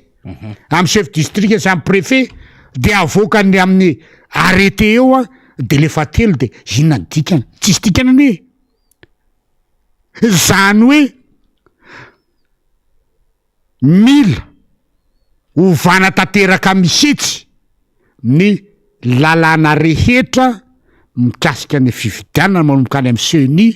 sy izay pitipity mikasika ny fividianana rehetra na référendum na mikasika ny présidentiel na mikasika ny députation na amin'ny communal zay lalàna rehetra mifehan'izay hatraty amin'ny lalàn'ny fokotany de mila ovana zay ny antony hoe anaovana an'ilay concertation nationale mba ahitana an'izay zavatra petraka araka ny tokony ho izy zay fa neniny eo amin'ny fitondrana ma tsy mipomba azy am'izao fotoan'izao raha hoe resaka concertation de hoe resaka hoe fizarana sezy zao hoe inona ndraraina izay zay efa manana sezy zay zay tsy mitady ny sezanareo zay efa manana zay hoe izaraka atao poste ministériel iza koa niaraka amin'ny fitondrana efa irodana rapitso de ho afa-baraka teo maimbo ao fa tena mba isian'ilay fitonina alohan'ny fifidianana zany hoe fitonina sy fikarakarana ny fifidianana mba handeha araka ny tokony ho izy mba mahazava tsara ho eken'ny rehetra mba isian'ilay fifidianana tena ao anatin'ny mangarahara tsara fa tsy hoe eny amin'ny mandritra ny fifidianana de zavatra fitranga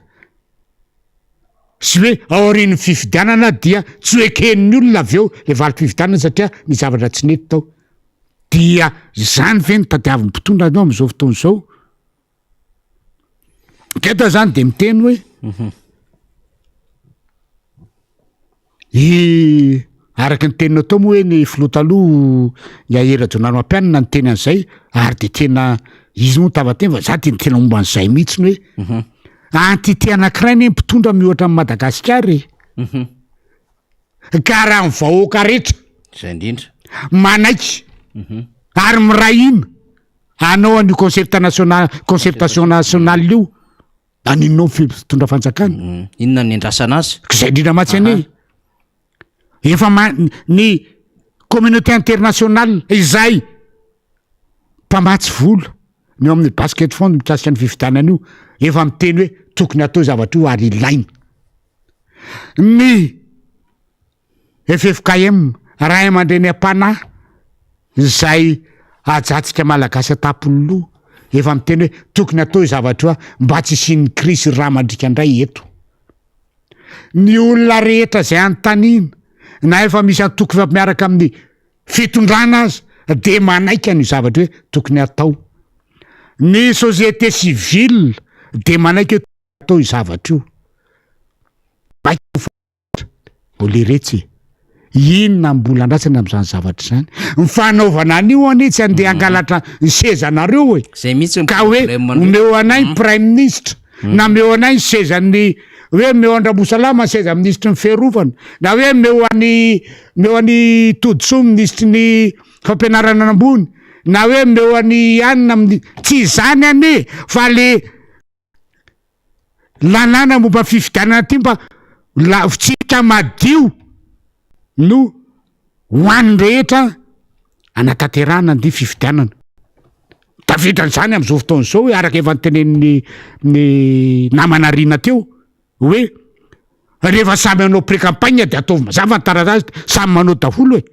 hoe fa tsy hoe ny sasany efa manao campagne mihitsy ny ary anosy be aria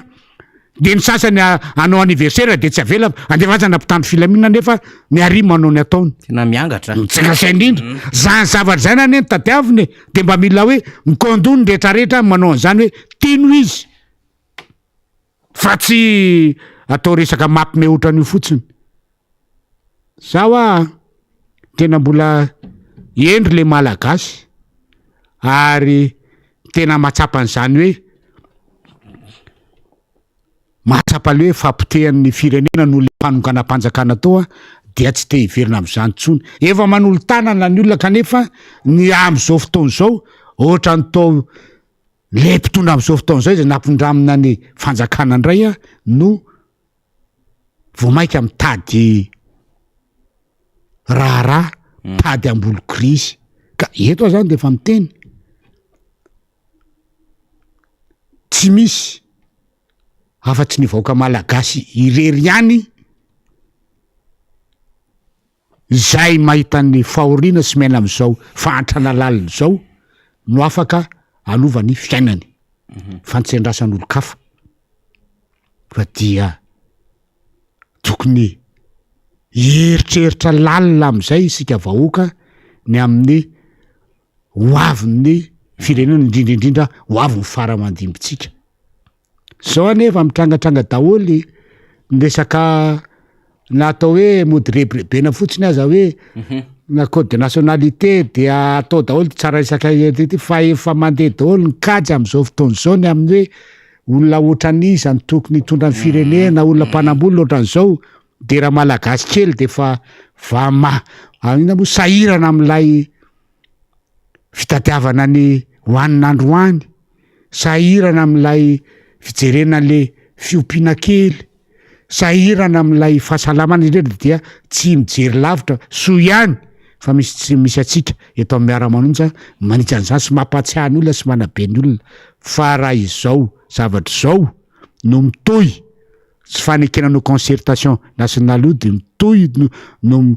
miseho de miteny avoaka malagasy hoe tsy hotsika malagasy itsony no sy ny taranakitsika no hiadana eto am'ty Madagasikara tya va olo-kafa izay miaraka sy manompo an'izao fitondrana misy am'izao fotoan'izao eny ary de amarana atsika misaotra sika mifaneokevitra ny entin'ny deputera Mbosalama teo fa tena mazava tsara amin'ny akapobeny daholo ny zavatra rehetra zay sady afatra moa zany no fanadiadiana maro samihafa no fizaram-baovao zava-dehibe efa nyoekena nolanina teo nivon'ny vomera zay natsangana ny asam-bomera zany zay niadina ny hevitra ho an'izay hoe mpanadiady ny fitifirana tany Kongo zay ny raharaha mahakasika an'iny zay nambarana Solombavam-bahoaka Brunel ary efa nisy matetika faneho-kevitra ny Solombavam-bahoaka aty Madagasikara hoe von'izy ireo ny fametanana zany dia andrasana zany ny atongava zany nivon'ny vomera zay tambarambe azon'ny be sy maro atrena mba ahafana maka ny fankatoavana tanteraka hijoroany zany vomera mpanadiady nivon'ny antenimieram-pirenena zay mbola tsy hitasotra eny anivon'ny antenimieram-pirenena ihany koa lay volavolan-dalàna mahakasika indrindra ny teti-bolam-panjakana 320 na dia efa nambara fa ho voarainy Solombavam-bahoaka Melo zany zay nokendrena mialohany fa 30 volana Oktobra ary aranteo de ny amin'ny hoe fahaporisehana ny tena tokony anatanterahana ny fikaonandoha pirenena zay tsy endrasana itsony ny fitondram-panjakana zay midikodina marisarisa ary tsy vonina hiaritasy efa mby akoditra rehefa aitio ray manondra zava-misy eto amin'ny firenena ka tena tokony handiniana lalina ny amin'ny ivoriny ireo herivelona rehetra sy ny fikambanana sy izay efa milaza ny manana pahavonona hiatrika izany tahaka ny fiangonana sy ireo sehatra iraisam-pirenena zava-dehibe no nahazoantsika izay fanazavana izay fa de misaotra anao andre matoa Solombavam-bahoaka maniry indray ny eona aminao amin'ny talata herina tsy misy orana faniry fa diditsika ny mampafantatra amin'ny vahoaka ary manabe ny vahoaka amin'ny fiainana eto amin'ny fiarahamonina zany fa dia nirarina mba azo fahasalamana tanteraka de afaka mitafa sy midinika amin'ny olona rehetra zay mpanjoetsy amin'ity fandaran'ity amin'ny herinandro anto zao ny farany tena farany dia fanamafisako ny afatra avy amin'ny filoha Marc Ravalomanina ny filoha mpanorona antima ny tany Tomasina le ny rahantsika hoe mailo satria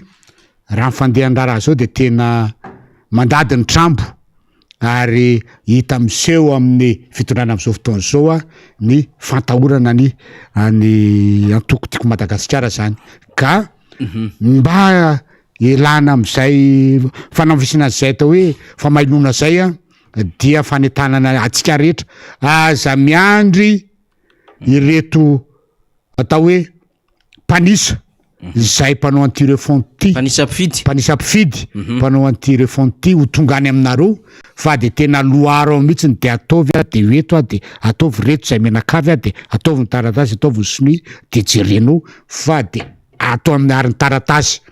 ofisialy araky nametrahana azy koa no anoratana fa tsy carnet kely ohatran'ilay carnet nentina nandanina an'ilay constitution zay mialatsiny amin'ny tena tsisy fotony amin'izao fotoana zao io any atsika io lanina tamin'ny carnet tamin'ny 2010 fa tena anaty taratasy mazava tsara mihitsy nametrahana antsika menakavy amin'ny ristre mifidy mba ahafahana manatanteraka zany ary mba ahitana ny atao hoe hoavy mamirapiratra amin'ny 2023 dia manao ny velomy madinidinika ary masina fatipatenina antsika rehetra mpanjoy ny fandarana androany dia omeko any izy mirahala indray ny fitenenina dia veloma tompoko mandram-piona eny ary eto ndray arantsika de amaky ireo afatra zay efa tafiditra tato amin'ny finday fitehirizakafatra ny fandarana miara-manonja MBS Radio Mata zay efa nampidiritsika zany araky ny nalefatsika teo eny ary ny afatra dia mivaky toy izao bonjour juge MM miara-manonja le MM za chauffeur touriste chauffeur touristique ozy izy MBS foana ny enoko rehefa miala Antananarivo fa ny MBS Ambato misy maneringely la hira Eric manana ranoray zay zany hito mo tsy laozany zay tena misy manelingelina fontsika zany de zay mo no afatra avy any amin'ny namana izay nanoratra tamintsika teo fa mamaky ny afatra manaraka tsika satria ny afatra ato dia betsaka Kokoa miara-manonja ianareo député LFI tokony iodiniana 2 volana vao omenanareo 12 novambra de tsy maintsy lanina 25 novambra de ikenareo nefa efa fandikana akitsirano zao ny lalam-pandrena toy izany foana nandritry ny mandat 5 taona nilay flo de somary hafahafa moa ny teny nefa tsy vakintsika le izy fa masitsika ny faneho-kevitry ny namana zany. Kokoa faniry tena ratsy be nama ny lalana aty aminay aty Atsirabe faharoa eto am'le mpivarotra voankazo eto aminay Andrano tsara Atsirabe faharoa nefa zao raha mba dada ihany teo efa vity io hoe madame Nirina ihany mba mijanona rehefa mandalo aty zay zany vao miteny moa député Rambo teo hoe ry député avako aby ry député José sy ny sisa de mino fa mba maheno an'izao reo solombavamboaka rahantsika reo de rehefa mandalo eny Andrano tsara eny ry madame Nirina eny de hijanona tokoa moa zany. Mbola ho avy lay maraina vaovao ary azadino mivavaka masina ny tanindrazana hombantsika Andriamanitra dada ihany atsika am 2023 kosami mailo misaotra petsaka am'izay fanazavana zay de toy izatsika miaraba même rado avy aty Nansana ihany mandinika zava-misy aho tanatin'ny volana maromaro sy taona vitsivitsy dia misakafo ny vahoaka malagasy maro ary misakafo kanefa sakafo tapakibo ary inona moa sakafo tapakibo ary rehefa dinihana ary tsy tapakibo itsony fa efa latsaka ambany ary zany totsy ny sakafo intelo itsony ny akamaroany vahoaka fa misy de fa indro ary misy aza zara fa mihinana zany hoe raha dinihana de mitady ny hoanina sisany olona fa ny akoatra ny sakafo dia tsy misy tokotany ohatra hoe fitafina fahasalamana sy ny adidy samihafa dia tsy misy vita intsony izany. Makahery atsika vahoaka malagasy toay ao fa mijaly loatra isika. Tena marina nambarany député Rambo Salama teo alefatsika ny fikaonan-doam-pirenena fa tsy endrasana ny fitondrana miazoazo misaotra naina ihany avatia Mandrangobato zay eny ary de makasitraka tsika amin'ny faneho-kevitra samihafa zay ndray aloha ny soratsoratra andehan'ny faharoa fefa eto rina hoavy zay sy rina idinika lafin-javatra maro fa de efa manomanao rina de hoavy am'izay adevitra zay ndaondray ra rina. Eny ary isaorantsika ny député Rambo colonel Rambo zany zay nitondra ny famelabelarana teo zava-dehibe daholo no niteneniny teo ary io moa zany ny ho antsika zay miaino an'le izy miaino ny famelabelarana eto dia tsy hoe etanytanimpo fotsiny eo zay mantsy isika malagasy etanytanimpo fotsiny eo de manetsetra fotsiny eo de mampalahelo de ahoany zany de sy ny sisa de manetsetra ka ity raharaha ty tsy vitany manetsetra tsony ty raha ny fiainan'ny Madagasikara. Zao zany zao misy an'ilay fionana ny Ejiptany dia matoa zany Madagasikara mandray anjara am'ilay izy amin'ity resaka hoe COP27 no zany tena azavaitsika aloha mba azahoantsika azy tsara mba tsy hoentin'ny sasany ndray am'izay tia ny itondrana azy izany fionam-be momba ny resaka hoe changement climatique eto ambonin'ny tany zany. Zao mantsy le izy rehefa misy tareny zavatra ohatran'ny tony zany fivoriana iraisam-pirenena fionana ry fandinihana zao mandray anjara Madagasikara de zao ny zavatra tsapa hoentin'ny sasany am'izay mampetipety azy fa tsy ho amin'ilay tompontsoa ny besiny maro eto Madagasikara ilay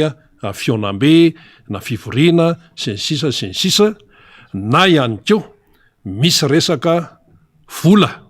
Io mantsy le tenentsika hoe raha vao misy mamofopofona resaka vola amin'ireny fivoriana ireny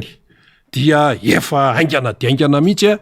ny sasany amin'ny zay le hoe fanarahana sy ny fandehanana amin'le resaka fivoriana fa rehefa aveo tsy hitanao zay toyany ohatra raha miresaka zany zao tsika hoe fionana iraisam-pirenena maneran-tany karakarain'ny firenena mikambany momba ny fiatrehana ty hoe fampitehany tontolo iainana ny resaka hoe fiovan'ny toetrandro sy ny sisa raha vao miresaka hoe toetrandro sika de tsy maintsy misy resaka tontolo iainana na tiatsika na tsy tiatsika tamin'ny herintaona zao Madagasikara efa nandray anjara inona zao nyvokany inona ny vokany ho atsika teto Madagasikara amin'ny filoham-pirenena nandeha tany tamin'le taiza moa iny tany Glasgow Ekosy inona ny vokany ho antsika nitondra inona nitondra fahatsarana ho antsika teto Madagasikara ny fivoriana tany Glasgow zay nandraisa ny mpitondra fanjakana teto Madagasikara anjara le izy nanahoana ny fivoarany mba ne tsara ve fa zavatra hita mitombo ny kere 700 mahery indray no maty ary misy ny tena hoe ao anatin'izay fahafatesan'izay zany de mazava tsara ny antony fa noho ny tsy finanankanina noho ny fampitehan'ny fiovaovany ny toetrandro resaka kere zany maina tsy misy zavatra azo ambolena sy ny sisa de zay natonga an'le hoe aina nafoy ary io tsy vao zao no tenenina fa efa nandritra ny fotoana maro de misy an'izany exode zany tsy hoe rural fa exode atao anatiny amin'ny toerana anankiray mifindra makany amin'ny toerana anankiray satria efa tsisy taintsony zay iainan'lay vahoaka malagasy zany lay olona tratran'ny tsy fanjari-tsakafo anankiray amatapitrisany tsy zay no ny teneny zany fa ny tsy fanjari-tsakafo eto amintsika de amatapitrisany ireo fikambana resam-pirenena no miteneny zany satria mandendehany amin'ireny toeran'ireny izy fa ny sasany amin'ny resaka fanamafisana seza mamaika azy le seza foana seza tsy ho ampiasaina ho an'ny hoe fikarakarana vahoaka fa de seza mba azahoana voninahitra azahoana be de be efa nytenenitsika teo moa hoe misy ve isan-karazany zany zay tena mahaliana ny sasany mihitsy amin'io dia zay no zavatra miseho zany ka ny tinambara ao anatin'le izy de ny hoe raha misy ny fionana iraisam-pirenena zany any ivelany any mandray anjara foana Madagasikara fa ny vokatra izay eto amin'ny firenena momba n'le zavatra nodiniana tany ivelany raha raisitsika ny farany tany Glasgow Ekosy de hoe ahoana ny fiatraikan'le fivoriana nataonareo tany ho an'le vahoaka malagasy aty an-tanàna ho an'lay malagasy any Bekily ho an'le malagasy any amin'ny faritra atsimo inona ny vokatra ny fivoriana nataonareo tany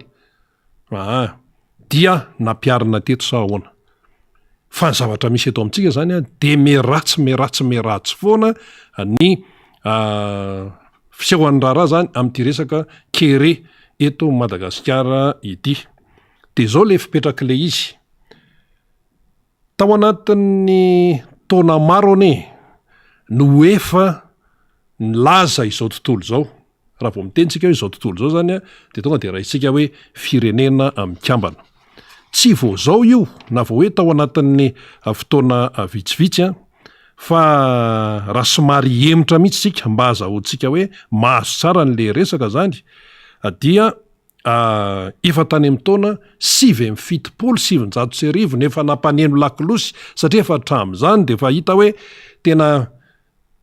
ratsy ty resaka toetrandro resaka climat eto tany ity tamin'ny taona 770 mbola ny amiral Didier Ratsiraka no teo amin'ny fitondrana tamin'izany mbola nafana be ny révolution socialiste raha ny teto amintsika ny resaka politika sy ny resaka hoe adiny faninana ny tandrefana sy ny tatsinanana ny impérialiste sy ny sisa zany nafana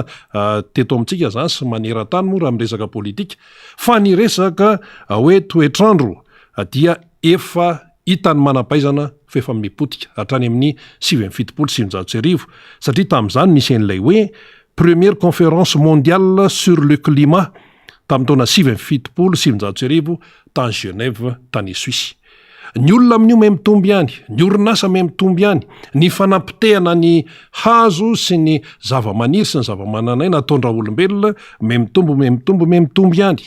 de nandeha ihany zany le fotoana de rehefa nandeha le fotoana de tonga taty amin'ny 20 aloha azavaina am tsara antsika mihitsy le izy am'izay a arakitsika zay manaraka ny miara-manonja ilay zavatra de ampitaitsika amin'ny eto Madagasikara am'izay de ho azotsika am'izay hoe tena manao ny asa tokony atao ve ny mpitondra sa endrika ivelany fotsiny. Rehefa tonga taty amin'ny 20 dia nisy fifanarahana anankitelo ngeza be mihitsy zany a natao tany a Rio de Janeiro tany Brésil. Io zany a dia fehezana tamin'le anarana ntsona hoe sommet de la terre zay le izy tany Brésil io a de ny anankiray tamin'ireo zany tany Rio dia ny anankiray tamin'izay fifanarahana anankitelo reo zany a nandritra le hoe sommet de la terre tany Rio de Janeiro tany Brésil no nisiny ny resaka hoe jerena manokana momba ny climat na ny toetrandro dia nipotra avy amin'izany ny antsoina hoe United Nations Framework Convention Climate Change. Zay zany le izy on climate change resaka fiovany ny toetrandro zany changement climatique moa zany ny fahalalantsika azy dia zay le izy amin'ny teny anglisy fa raha ohatra le izy hoe amin'ny teny frantsay zany de hoe convention cadre des Nations Unies sur les changements climatiques. Zay zany le izy mazava tsara dia efa taty amin'ny 20 zany no nipotrany izy io. De hoe inona moa ny dikan'izany hoe COP zany io zany fanafozan-teny so ndray misy mieritreritra hoe tsisy idiran'ny COP café mihitsy io na hoe COP fisotroana dité tsy zany fa hoe conférence des parties zay no anarany zany hoe conférence des états signataires zany hoe rehefa misy firenena zany mifanaraka dia zay le hoe conférence des parties satria misy karazany maromaro zany no manao an'ilay fifanarahana de izy tsy hoe fifanarahana fotsiny fa tsy maintsy hoe araha-maso ny fivoaran'izay zavatra ny fanarahana tao.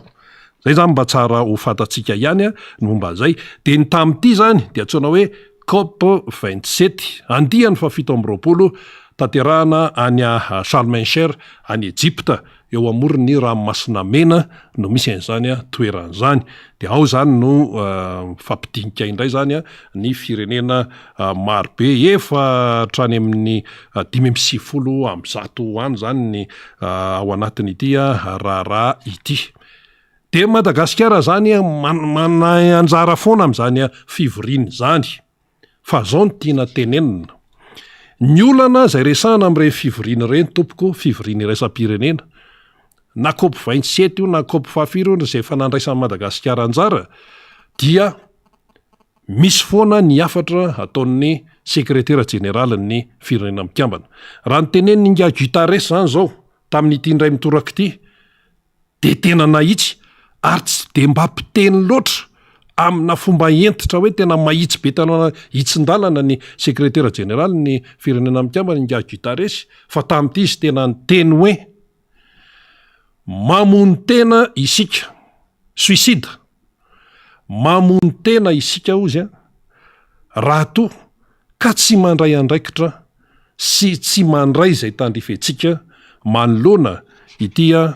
fiovaovan'ny toetrandro sy ny fampitehana ity raha vao miresaka an'izay moa zany de hoe fampitehana eto amin'izao tontolo zao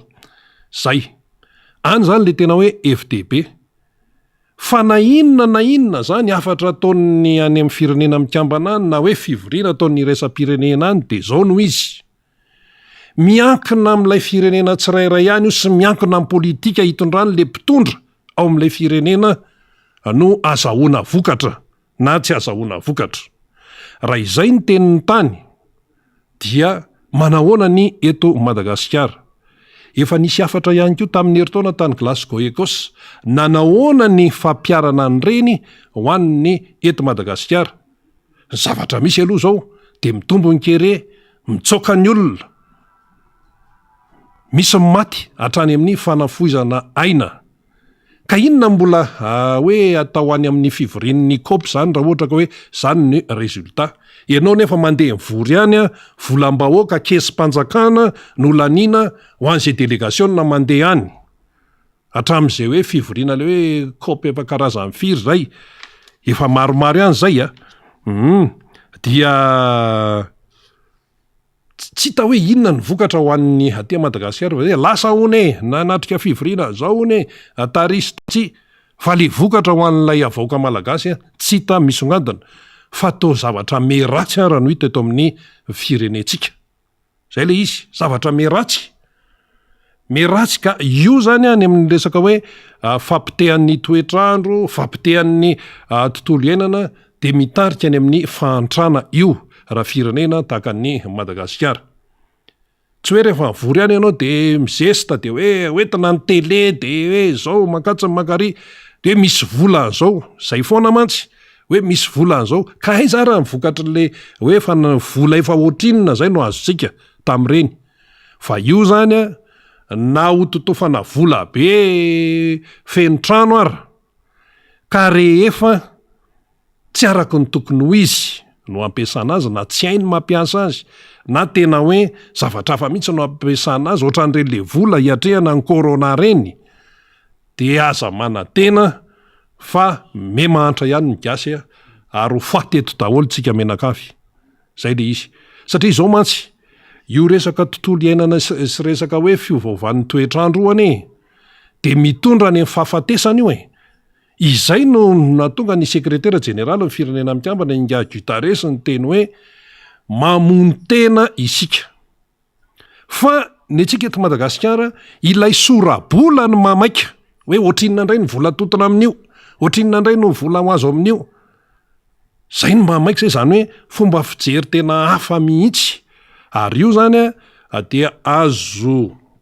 tarafina amin'ny vokatra izay hitantsika isan'andro eto amin'ity firenena ity mba manahoana ny fomba fijerin'ny sekretera jeneraly ny firenena mikambana an'ireny taolana ny fonohitra eto Madagasikara reny mba manahoana fa zao mantsy afempenina izy reny saingy ny teknôlôjia moa sy ny hoe resaka fitaovam-pifandraisana sy ny namany efa mivoatra be de tsy azo afenina na inino afenina toy ninona ary dia miariary be ny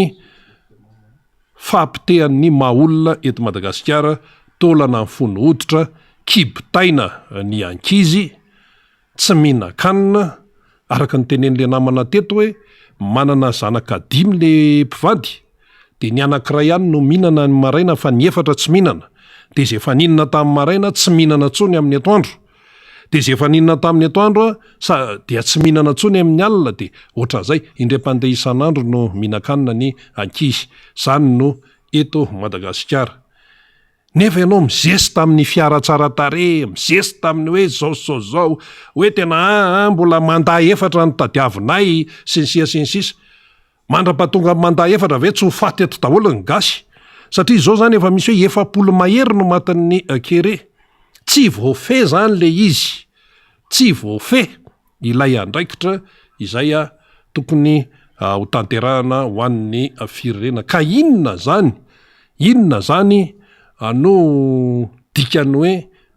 misy mpitondra eto amin'ny firenena tarihana ho aiza zay mantsy dikany hoe mpitondra raha misy zany mpitondra de misy ny tarihana ka tarihana ho aiza ary tsika ty tarihana ho aiza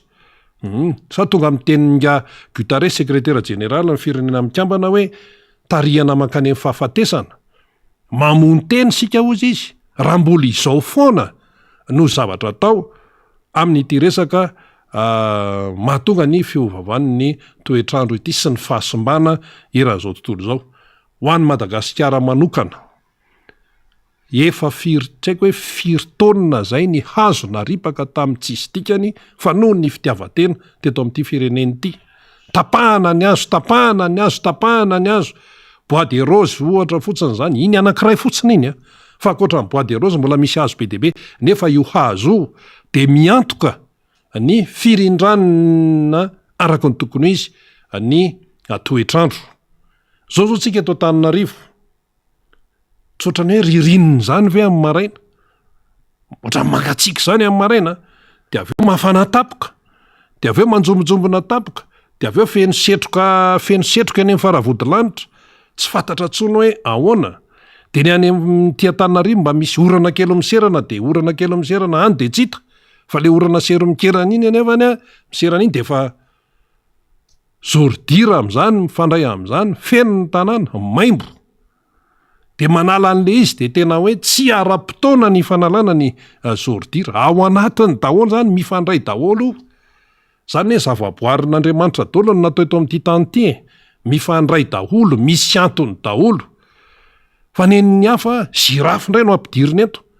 zirafy mipetraka any Afrika any de ampidiriny eto a Madagasikara rehefa raha ny tokony ho izy zany de tsotra fotsiny ny aminy hoe zay zavaboary aloha zany efa atsika nomen'Andriamanitra atsika eto a dia karakarao sy arovy zay aloha ny atsika satria efa atsika zany reo ny atsika aloha karakarao sy arovy ahoana ny fomba fiarovana ny efa eto aloha dia ahoana ny fikarakarana azy ny atsika angidro matin'ny raboka tsy misy fikarakarana matao matin'ny raboka atao mpifahazavilivily ny resaka tsy misy fikarakarana tsy fahaizana tsy ao zany ny fitiava-tanindrazana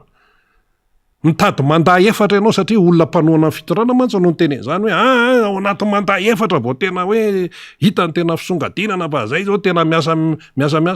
tena miasa ho an'ny firenena ho an'ny voaka malagasy mandahy efatra ny tadavinao nefa gidro ny tsimba zaza tsy vitanao no mikarakara azy fa matin'ny raboka zany ve de mety ve zany io ne tsy vitany hoe miteniteny fahatany fotsiny hoe zavatra manaitaitra ny olona fa ny olona efa mahita amin'izao fotoana zao firy-taonina ny sarbo ampiasain'ny Tananarivo firy-taonina isan'andro ny sarbo ampiasain'ny Tananarivo tsy ny olona mampiasa sarbo ny diso tsia fa ny politika eo amin'ny resaka hoe fiarovana ny tontolo iainana sy ny resaka fanabeazana ny olona no tsy ao zay le izy aza manateny sika hoe ilamina ny toetrandro eto Madagasikara raha tsy miainga any amin'ny fanabeazana any hatrany amin'ny ankizy ary tsapa amin'izao fotoana zao fa ny ankizy kely tia ny tontolo iainana izy tia ny zavaboary izy fa ny olon-dehibe mihitsy ny tena mpanimbana io fa nga ny ankizy kely mandoro tanety ny olon-dehibe mandoro tanety mba mijery zany zao hoe tamin'iny faritry manjakandrina iny tany amin'ny 20 taona lasa tena hoe alakininina hitanao misongadina zany fa amitsika miteny zao le kininina io mantsy rehefa tapahana zany de misy an'le vody azo dia iny zany misy solofony foana iny maniry fa vao tsy ampy vao hoe avoavo kely le solofo de efa kapaina indray anaovana sarbo de afaka heri-taona 2 taona vao maniry kely ray vao misy tahony kely de kapaina indray fa ripaka de efa tena rehefa tsisy moa de hoe tena trongisana hatramin'le vody azo mihitsy anaovana sarbo inona ny dikan'izany fahantrana ny dikan'izany aza miolakolaka fa fahantrana no dikan'izany zany hoe tsy mipetraka araka ny tokony izy ny fomba fitantanana eto amin'ny firenena zany ara tsy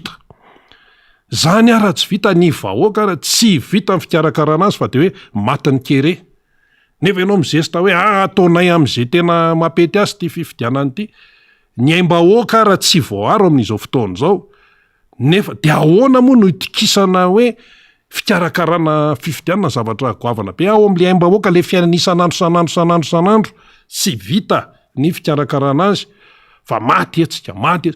betsaka ny maty am'izao fotoana zao betsaka ny maty am'izao fotoana zao fa tsy fantatra so tsika mieritreritra hoe re maty mivoaka gazety reny any amin'ny filazana manjo reny any no hoe maty eto Madagasikara tsia ray ao anatin'ny 10 reny raha hoe misy maty anaky 10 de ray ao anatin'izay reny ampahany reny fa any ambanivohitra rehetrarehetra any ty zao le nisy an'le hoe 700 mahery no maty no bokatry ny kere azo antoka mihitsy fa tsy ho fotsiny fa ahoana zany ny fandraisan'le mpitondra eto Madagasikara zay natao hoe ain'olombelona zany ahoana ny fandraisana no andraisany zareo an'izany fa ny zavatra hita de fety ery fety foana dia manao fietsiketsehana be de makapihira de mandindiraka ny tanàna sy ny retraretra de zay no mahatonga ny maro iteny hoe efa tena pré-campagne ty efa tena propagande mihitsy ty ary zao le izy miainga avy am'izay ihany raha ohatra zany ka hoe manao fihetsiketsehana milaza ny zavatra vita sy ny sia sy ny sisa dia raha ohatra ka vao manonona hoe asa-panjakana raha hoe volam-panjakana no nanaovana n'ilay asa zany volam-panjakana egalina volam-bahoaka averiny indray-pandeha volam-panjakana egalina volam-bahoaka ray zay raha ohatra ihany koa le asa zay hoe natao fitokanana sy ny sisa nisy vola avy any ivelany natao hoe ampahany vola avy any ivelany ny nafahana nanatanteraka le asa de efa mazava ihany koa zay zany hoe hoan'ny vahoaka malagasy raha raisika mpamatsy vola mahazatra avy any ivelany mba azahoantsika tsara ohatra raisika fotsiny ohatra hoe ny vondrona eropeanina sy ny banky iraisam-pirenena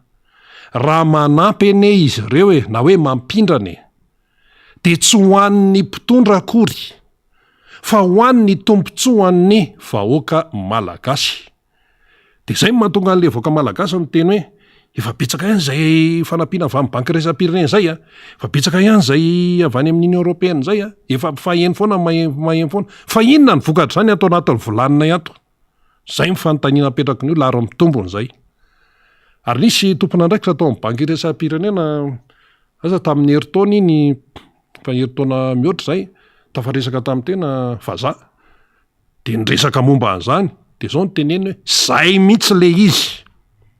satria tsy Madagasikara reny no erahandry zareo miasa fa firenena be dia be eto ambonin'ny tany satria banky iraisam-pirenena sao de tsy fantatra ny sasany fa eo ane sambanao anatin'ny firenena mikambany anatin'ny système Nations Unies fa tsy hoe Nations Unies de hoe UNICEF, PNUD,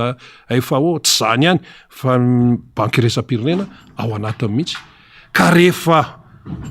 mampiasa vola zany ny banky iraisam-pirenena de ho an'ilay vahoaka ka raha le asa avy amin'ny vola avy amin'ny banky iraisam-pirenena no entina eto sy eroa anaovana pré-campagne ao tsaritsika raha le asa izesitiavana anaovana oeraoera sy ray nydedaka eto sy eroa hoe navita an'izao nefa misy volan'ny mpamatsy vola na avitana an'le izy no anaovana oentina anaovana pré-campagne sy sehosehoana de tsy izy zay satria le fanampiana valivelany tsy natao andokafana ny mpitondra tompoko fa natao anampiana ny vahoaka malagasy asa raha azontsika tsara le tena fandeha le fipetrak'ilay raharaha fa raha ohatra kosa hoe volan'ny atoko anankiray no madiodio no nanatanterahana n'ilay asa na fotodrafitra azy io na inona io na hoe volan'izay hoe piray hoe atoko maromaro zay mpanohana ny fitondrana madiodio no nanaovana n'ilay asa dia mazava zay afaka noeraoera sy hoe miseho etsero fa raha vao misy hoe vola avy amin'ny mpamatsy vola mahazatra raha zay no raisika ohatra tamin'ny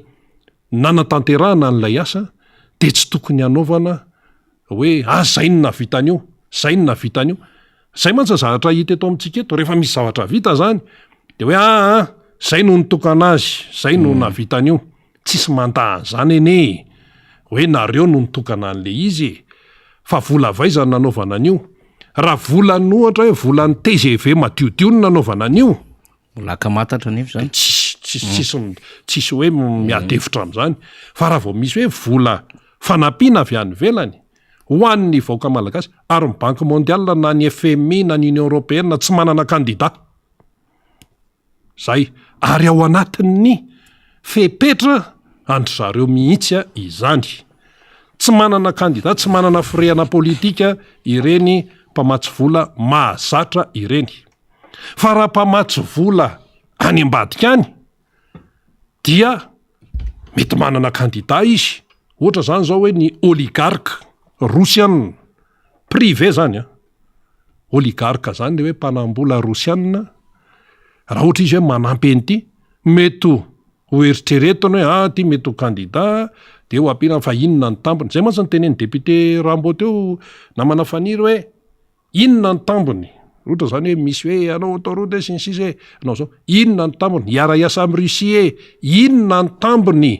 fa tsy misy zany hoe olona iara iasa de hoe mandeha manao asa soa zany misy mpanao asa soa fa itony resaka goavana be tony tsy misy idiran'zany maneno mpamatsy vola mahazatra mazavany azy hoe raha miditra am'ty système ty anao dia zao no fanarahana ao anatin'le izy hoe zao ny zanabola zao ny sisa fa raha ohatra ianao hoe miditra amina fanarahana any amin'ny akoatran'izay toko ty moa tamin'ny fotoana zay nitantana ny président professeur Zafy Albert efa niditra tamin'izany hoe financement parallelan'izany fa nanahoany Madagasikara niodina ka niodina ka niobina niapanapana tady sy ary anao ihany verina mpamatsy vola mahazatra midiny robine nampiasaina dolo ty teny rehetrarehetra ty sahirany dia zay le izy ka ny tiana ho tenenina ao anatin'le raharaha de hoe mila amafisana foana hoe mila maily foana zany isika ao anatin'lay raharaha eto Madagasikara amin'izao fotoana izao zany dia eo moa zany le resaka hoe pré-campagne efa manao pré-campagne aizany tompona andraikitra isan-karazany am'ireny toe-javatra reny to tsisy miteny ny ety amin'ny mpanohatra foana ve zany no miteny fa tiany tsy raha mpanohatra irery fa ny mpanohatra zany mahita izy misy zavatra tsy mety kosa zao misy zavatra tokony ho tenenina tsy tenenina de rehefa iza zany no hoe manao fety de omena lalina sery zay reny tonga ny sinady ny ao amin'ny administrateur civil itabataba hoe lasa zay ohatra ny lasaka nelanelana ohatra ny kakato satria lasa ampiasaina ohatra ny aty amin'ny resaka politika le raharaha nefa administrateur civil zany mazava tsara ny asan'izany ka hoany reto no omena lalana reto tsy omena lalana anniversaire natao de efa gidragidra be efa inona ahodina tsy ahodina roa vao afaka manao anniversaire nefa nen'ny hafa manao zay tiany atao de zay no hitan'ny rehetrarehetra de hoe tena tsy mety zany mila fandaminana zany mila alefa eo ambony latambatra zany ho resahana de zay mahatonga an'le hoe concertation nationale raha misy malaina tsy mety anao de aza manao ko nga io fanerena io ane tsy fanerena rehefa tsy resy lahatra ianao zany anao anio de aza manao fa aza manaratsy mba hevitra zay ny hevitra hitan'ny maro am'izao fotoana zao de rehefa tsy anao ianao de aza manao fotsiny fa aza hoe mitady zay sinsisa inona ny teda seza ho tadiavina io tsy hita hoe seza hoe ahoana inona ny tadiavina am'izany seza zany satria efa tratran'ny areti-tseza ny sasany io ne lasa aretiny zay lasa aretiny io de lasa tsy araky ny tsisy zavatra manjary tsony ao anatin'le izy ena ary namana fanirina zafy manatany natsitiko moa zany le resaka hoe COP 27 io ny a Egypte efa nitondrana fanazavana ihany hoe zao nidikan'izany sinsisa manahoana i Madagasikara fa io dia miankina amin'ny zay fomba hitondrany ny mpitondra ny firenena ihany no azahoana vokatra tsara na azahoana vokatra ratsy na inona fivoriana sy afatra na hoe message avany am'ireny fionana iraisam-pireneny reny de miankina amintsika ato anatiny ihany io tompoko manoloana an'ireny toe-javatra reny ndray na manafaniry eny ary izy ty mo tombotra ny fotoana na zanaty zany tsika mezaka foana rina rahabe mananjara mifampizara ny vaovao sy ny zava-misy tsary ho fantatra ny taona 2024 tany hoany de nanao fitsiketsehana be misy le fitondram-panjakana ohatry ny tena anao zavatra be mihitsy mahakasika nyty resaka kerety ary tsaroko tsara de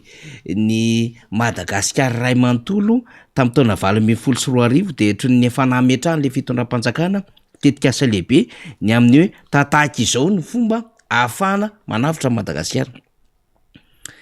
fa nandeha ny 2024 de tonga taty amin'ny 2024 de ny afinafina tao ambadiky le hoe nisy Covid-19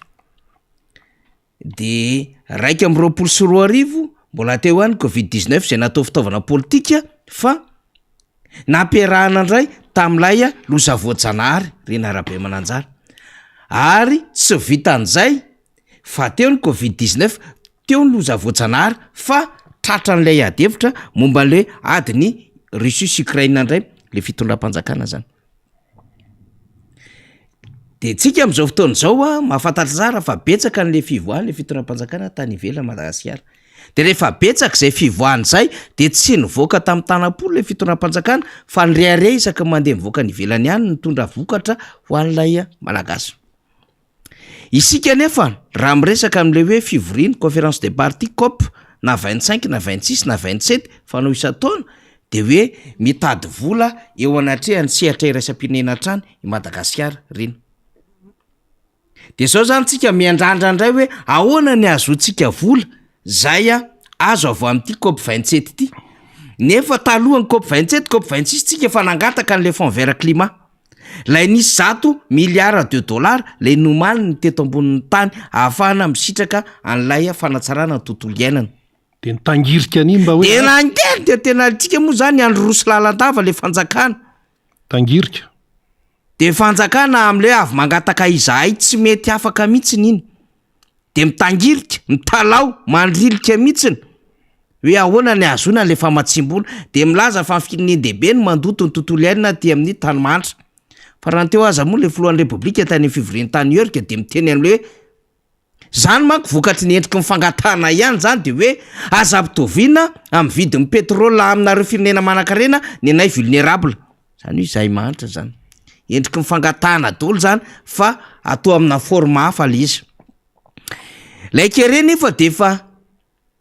nanaovan'le fanjakana fisesehoana be fatany de mialohan'ny andefasantsika le inona daholo le fisesehoana ataon'le fanjakana satria misy fandraisany daholo io conférence des partis na fivorian'ny COP io momba ny tontolo iainana. Zao le izy any Sharm el Sheikh any Egypte tamin'ny herintaona le izy tany Glasgow. De ndraso aloha ho alefantsika ny sombo mifanadiadina zay efa navoaka ny teto amin'ny MBS ary nosotomina tamin'ny fanadiadina zay navoaka amin'ny France 24 ihany koa mitantara ny kere tany Atsimonosy.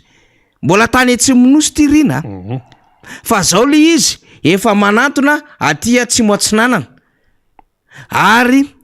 lay tsy fahampiana ara-tsakafo, lay tsy fanjari-tsakafo samy hafa zany tsy fahampiana sy ny tsy fanjariana ara-tsakafo dia lasa nahatonga an'ireo namana ny Atsimonosy. Azo lazaitsika zany hoe reo avy amin'ny foko maro samy hafa isitaka an'le toerana misy azy akoatry ny insécurité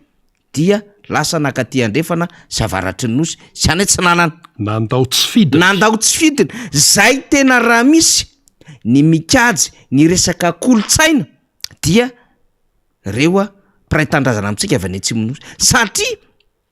na ny fomba fangataham-bady, ny fomba atao amina resaka fahavoazana fahoriana, ny tranga misy amin'ny fandraisana olona sy ny hoe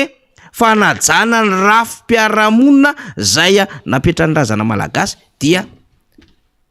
mpiray tandrazana avy any Atsimonosy no mbola makamamy sy mandalina izany amin'ny ankapobeny. Ary zay mahatonga an'izy ireo tsy miala amin'ny tanàna zay toerana mba hikajiana amin'izay fomba izay.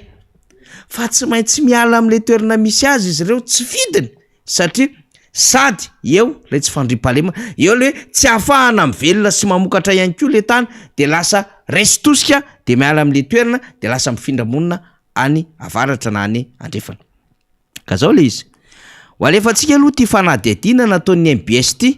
24 izy ty faly sa raiky amin'ny 24 ray am'izay.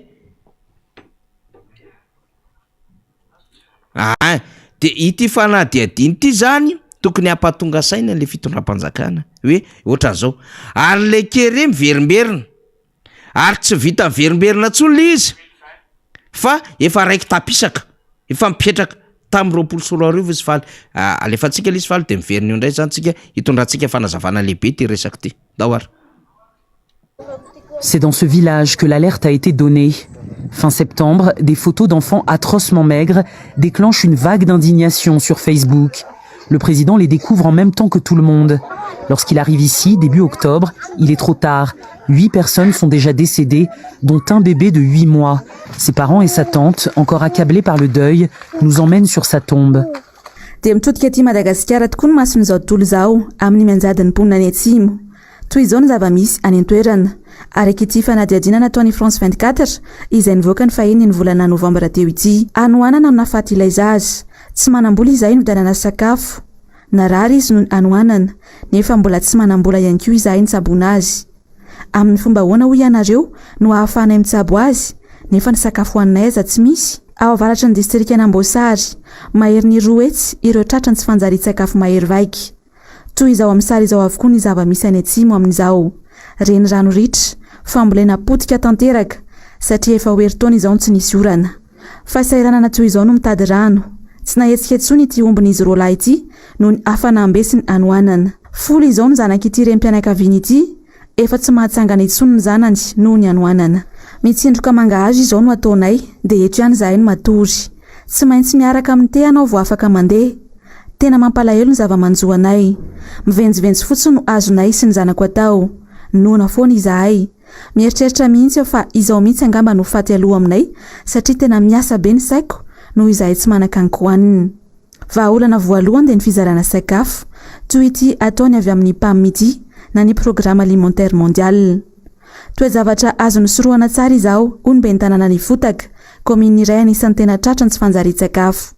Nilaza izy mantsy fa efa nandefa taratasy maro tamin'ny governemanta malagasy, efa mbolana maro izay. Hanoanana no nafaty ireo olona ireo fa tsy aretina akory. Izao mieritreritra hoe raha misy ny fandraisana ndraikitra mialoha tsy nisy ny ainana fohy. Hatramin'izao aho tsy mbola nahazo valinteny tamin'ireo taratasy nalefako. Tamin'ny soma tao ankely maro vahatsy izay vao nietsika ny gouvernement. Ankoatra ny anoanana mianjady amin'ny mponina dia manampitrotraka ihany koa ny asan-dahalo. Amanarivo ny ireo olona voatery mitsoponenana ka mamela ireo ombiny eo am-pelatanan'ny dahalo. Tsy andro ny fanomezan-tsiny intsony izao, hoy kosa ny governoran'ny faritra Nosy, raha nanontany ny mpanao gazetiny France 24. Ny orinasa mpanondrana taretra indray no omeny governora Tsiny izay mitana fito-polisan-jato ny tany azo ambolena any an-toerana. Ahitany sy fahaiza mitantany governemanta ary ny asan-dahalo no antony tena mahatonga ny anoanana any atsimo, hoy hatrany France 24. Fanadihadian'ny France 24 iny tamin'ny taona 2024 fa nizahan'ny mpanao gazety ny MBS no fitinina tamin'izany fotoana andra dia averintsika ny aminy hoe memafy be iny tranga iny tany Ifotaka iny tamin'ny Fort Dauphin izany taty Amboasary atsimo taty. Iny faritra atsimo nosy ray manontolo iny nahitana an'izany trangan-javatra any. Dia hitantsika teo fa nisy zaza maty ny anoanana, tsy manana vola hitsabona azy le ray aman-dreniny dia niandry fahafatesana. Tsy manana asa, tsy manana sakafo, lay ray rem-pianakaviana miaraka amin'ny zanany dia niandry fotsiny. So nefa fateo ny PAM, programme alimentaire mondial.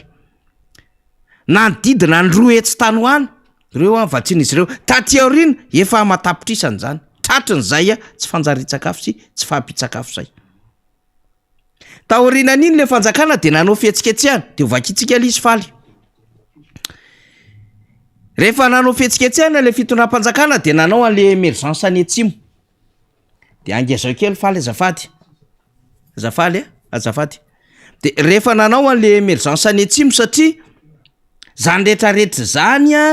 dia mila fisainana daholy. Dia hoe ho afaka amin'izay ny tontolon'ny fahantrana ny atsimo ny kere fa misy tetikasa tsy latsaky ny zato ho tanterahana any amin'izany atsimo nosy zany. Dia misy ihany koa ny fandalovan'ny rivo-doza dia nametraka an'ilay plan national de redressement ny fitondram-panjakana. Dia vakitsika mihitsiny ty tatitry ny filakevitry ministre ty zay communication verbale na fampitanam-bavy izy ty. Zay niarahan'ny ministera ny raharaham-bahiny sy ministera ny toe-karena sy ny fitantanam-bola. Dia zao le izy tao anatin'izany. Ankoatra ny fandraisana anjara ny ministry ny toe-karena ozy sy ny fitantanam-bola. Ny governoran'ny banky foibe amin'ny février isan-taona tanterahana anoasin'ny taona miaraka ny tahirim-bola iraisam-pirenena FMI sy ny banky iraisam-pirenena, banky mondial zany. Ny filoham-pirenena dia iona amin'ny filohan'ny banky iraisam-pirenena sy ny tale general ny tahirim-bola iraisam-pirenena. Mandritra izany fihaonana ambony izany no tanterahina ny fampahafantarana amin'ny mpamatsy vola iraisam-pirenena mahazatra ny drafim-panarenana national plan national de redressement taoriana ny fandalovan'ireo rivo-doza teto amin'ny firenena sy ny fanatanterahana ny PM. izy ty tamin'ny heritaona zany atao renany 2020 iny kere nandalo ny rivotoza dia nanao an'reto plan national de redressement fa efa nandeha lay emergence sud raha tsika tsara l'izy de toy iza koa an'le fanazavana io drafim-panarenana national io plan national de redressement zany dia tafiditra amin'ny fanatanterahana PM le PM amin'io mbola tsy retsaika tsy hita tao ambato bevoka fa voafarany teo forum zany natao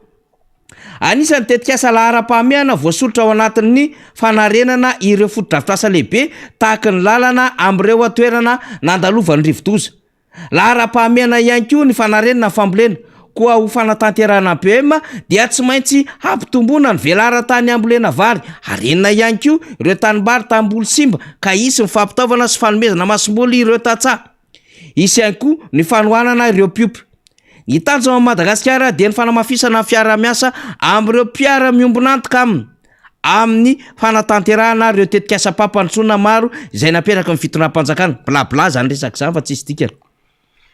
mandritra io fotoana io ihany koa dia apatsy am'ireo mpitatana eo anivon'ny tahirim-bola iraisam-pirenena sy ny banky iraisam-pirenena délégation amin'ny tokony anatanterahana ireo firenendehibe zay tena mpandoto ny tontolo iainany any andraikitra izy ireo amin'ny fandrafetana ny fond vert pour le climat tia ny resahantsika hoe misy sosy angatahana andray ihany centaine de millions de dollars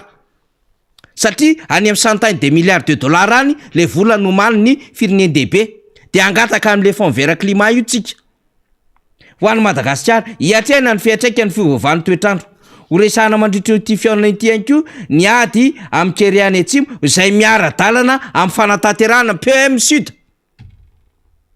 io ihany koa tsy maintsy iresahanay ny resahana ny fiatraikany eo amin'ny lafiny toe-karena sy ny vidim-piainana krizy ara-pahasalamana Covid-19 sy ny ady any Ukraine tamin'ny avril io tompo klasy tompo vavy tao daholo zany rina ny plan national de redressement tao ny PM Sud tao ny fond vert climat tao ny fanarenana mazava ho azy post Covid iny de nahazo an'le vola be am'izay tsika tao rina zay tia alefa mifaly amintsika ty mihitsy ny titran'le gazety namoaka an'izay de ny signature natao tany ivelan'ny tany satria tsika nangataka nametraka tao anatin'le communication verbale hoe reto ny zavatra tao de ity le gazety mpiseho isan'andro tamin'ny heritaona namoaka an'izay mifantaniana petratsika ary de zao io le izy Andry Rajoelina Washington jerentsika tsara avril 2022 ty Andry Rajoelina Washington 534 millions de dollars pour la construction de routes, 415 millions de dollars pour le plan national de redressement. Dia nanaovana fihetsiketsehana sy communication be misy ty Yafes Ganem io tatsika miara milahatra amin'io. Yafes Ganem dia efa masovo natale ny Banque mondiale miasa teto Madagasikara tamin'ny andro ny Filoha Marc-Ravalomanana. De communication nataon'le fitondrana tamin'izany anao lalane 534 millions de dollars dia azo 415 millions de dollars anaovana plan national de redressement. Tafiditra anatin'izany ny Kereany Atsimo de aiza ny zava-misy rinona amin'izao fotoana izao. Efapolo mahery zao ny efa maty efapolo mahery maty ankoatrin'le maty ny tifirin'ny mpitandro filaminana tany Atsimo atao Ikongo. De firy zany efa anjato lene ankoatrin'lay maty ny Batsiray amanjato noho izy député Brunel efa firy zay maty tany Ikongo reny mbola kadohany fa tsy miazira tsy mireazira le fitondram-panjakana tena trop le izy nefa mangata-bola de io ndray zao ivory any Sharm el Sheikh any Egypte de angata-bola any mbola tsy azonay le fond vert pour le climat tena kaiza le 415 millions de dollars tamilay plan national de redressement. Aiza le vola be azo nanaovana lala tsy vo izany nge vola azo ny fitondram-panjakana fa zao tsy raharaina tsotro zao le voaka malagasy ary tsy any Ikongo tsy any Befotaka Atsimo na Midongy Atsimo tsy any Ambosary tsy any Betroka Itsony na Ampany na toerana iza misy kere fa même eto Antananarivo renivohitra kere le malagasy vokatriny tsy fahaiza mitatana sy ny tsy fahazanana asa. Taux de pauvreté 81% zava-tozo zany. Taovantsika fandalinana iny tsy hoe larina fa atsipitsika fotsiny hoe zany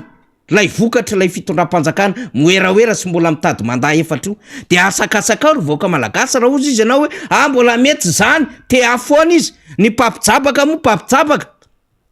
de rehefa avy mampijabaka izy de entina manao vakansy anosy Belleville ny sasany entina mitokandalana ny Sambava entina mitokandalana ny Etala ny sasany mahazo promotion makany Maroc makany Egypte andray zao ny sasany moa tsy mahay ninona tsy mahafantatra je bisba amin'ny diplomatie entina mijery resaka inona any Amerika ny sasany champion industrialisation de mba entina kely anaty délégation ohatr'inona nefa volalany indrindra tamin'ny fetsiketsehana ny tokatokan-javatra tsy naomby fiasco hotsika ny tany anosy Belleville ay mégawatt ny tokanana filoham-pirenena ny Andravalomanina 40 mégawatt ny Andriamatora Jonary Mampianina tamin'ny Ascaf Power 60 mégawatt le nalefa tamin'ny Wiloud na Filoro varitsy lany eto ny président zay ny teneny ny Ery Jonary Mampianina hoe Rolls-Royce ny groupe mba fantatra reo ve ny dikan'izany le tsara sy raitra sy matanjaka any amin'ny 30 na 40 taona va tokony simba ozy ny président Jonary Mampianina ianao raha mégawatt nandeha hiazakazanao andanina volam-panjakana hitondrana délégation na tsy toko tsy foroana de zao mampimerina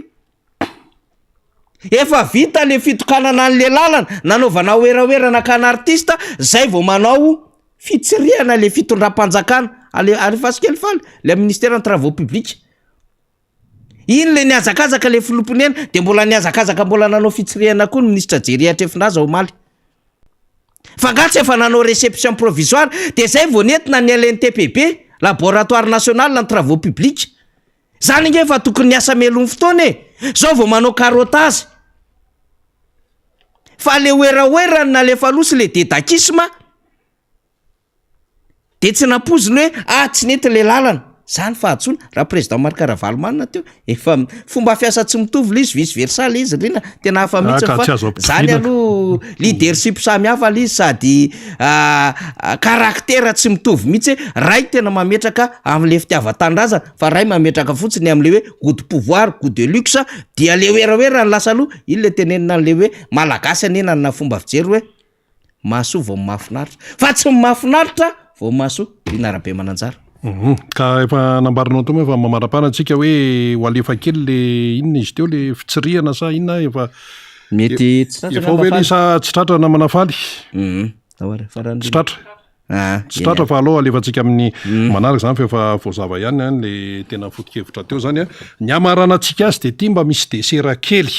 fa ny saitsaintsika zay desera kely zay mampisaintsaina antsika nisy olona nanontany zany nanontany tenanay zany hoe nareo mba mpanao gazety any mba nareo ve mba manao fanadiadiana mba mafiry zay le omby vazaha omby vavy vazaha le nanaovana escorte avy ny vato mba firy amin'izy ireny zany fa bevoka satria hoe ampifadiana amin'inona amin'ny omby gasy vosotra zay le izy ampifadiana amin'ny omby vosotra de teo moa zany efa raha izy hoe nga zany mety sy ny sisa de ozy le olona hoe de firy zany efa bevoka anganareo tsy mba manadiady de zao no nataoko hoe tsy haiko tsy fantako mihitsy le momba an'izay fa ny zavatra isy zany zao de ho avy indray ny girafy sy ny elefanta sy ny namany de ho hitantsika eo tapitra ny fantarantsika tamin'ity indray mitoraka ity saorany ianao naharitra hatramin'ny farany samy tain'Andriamanitra sika menakavy veloma tompoko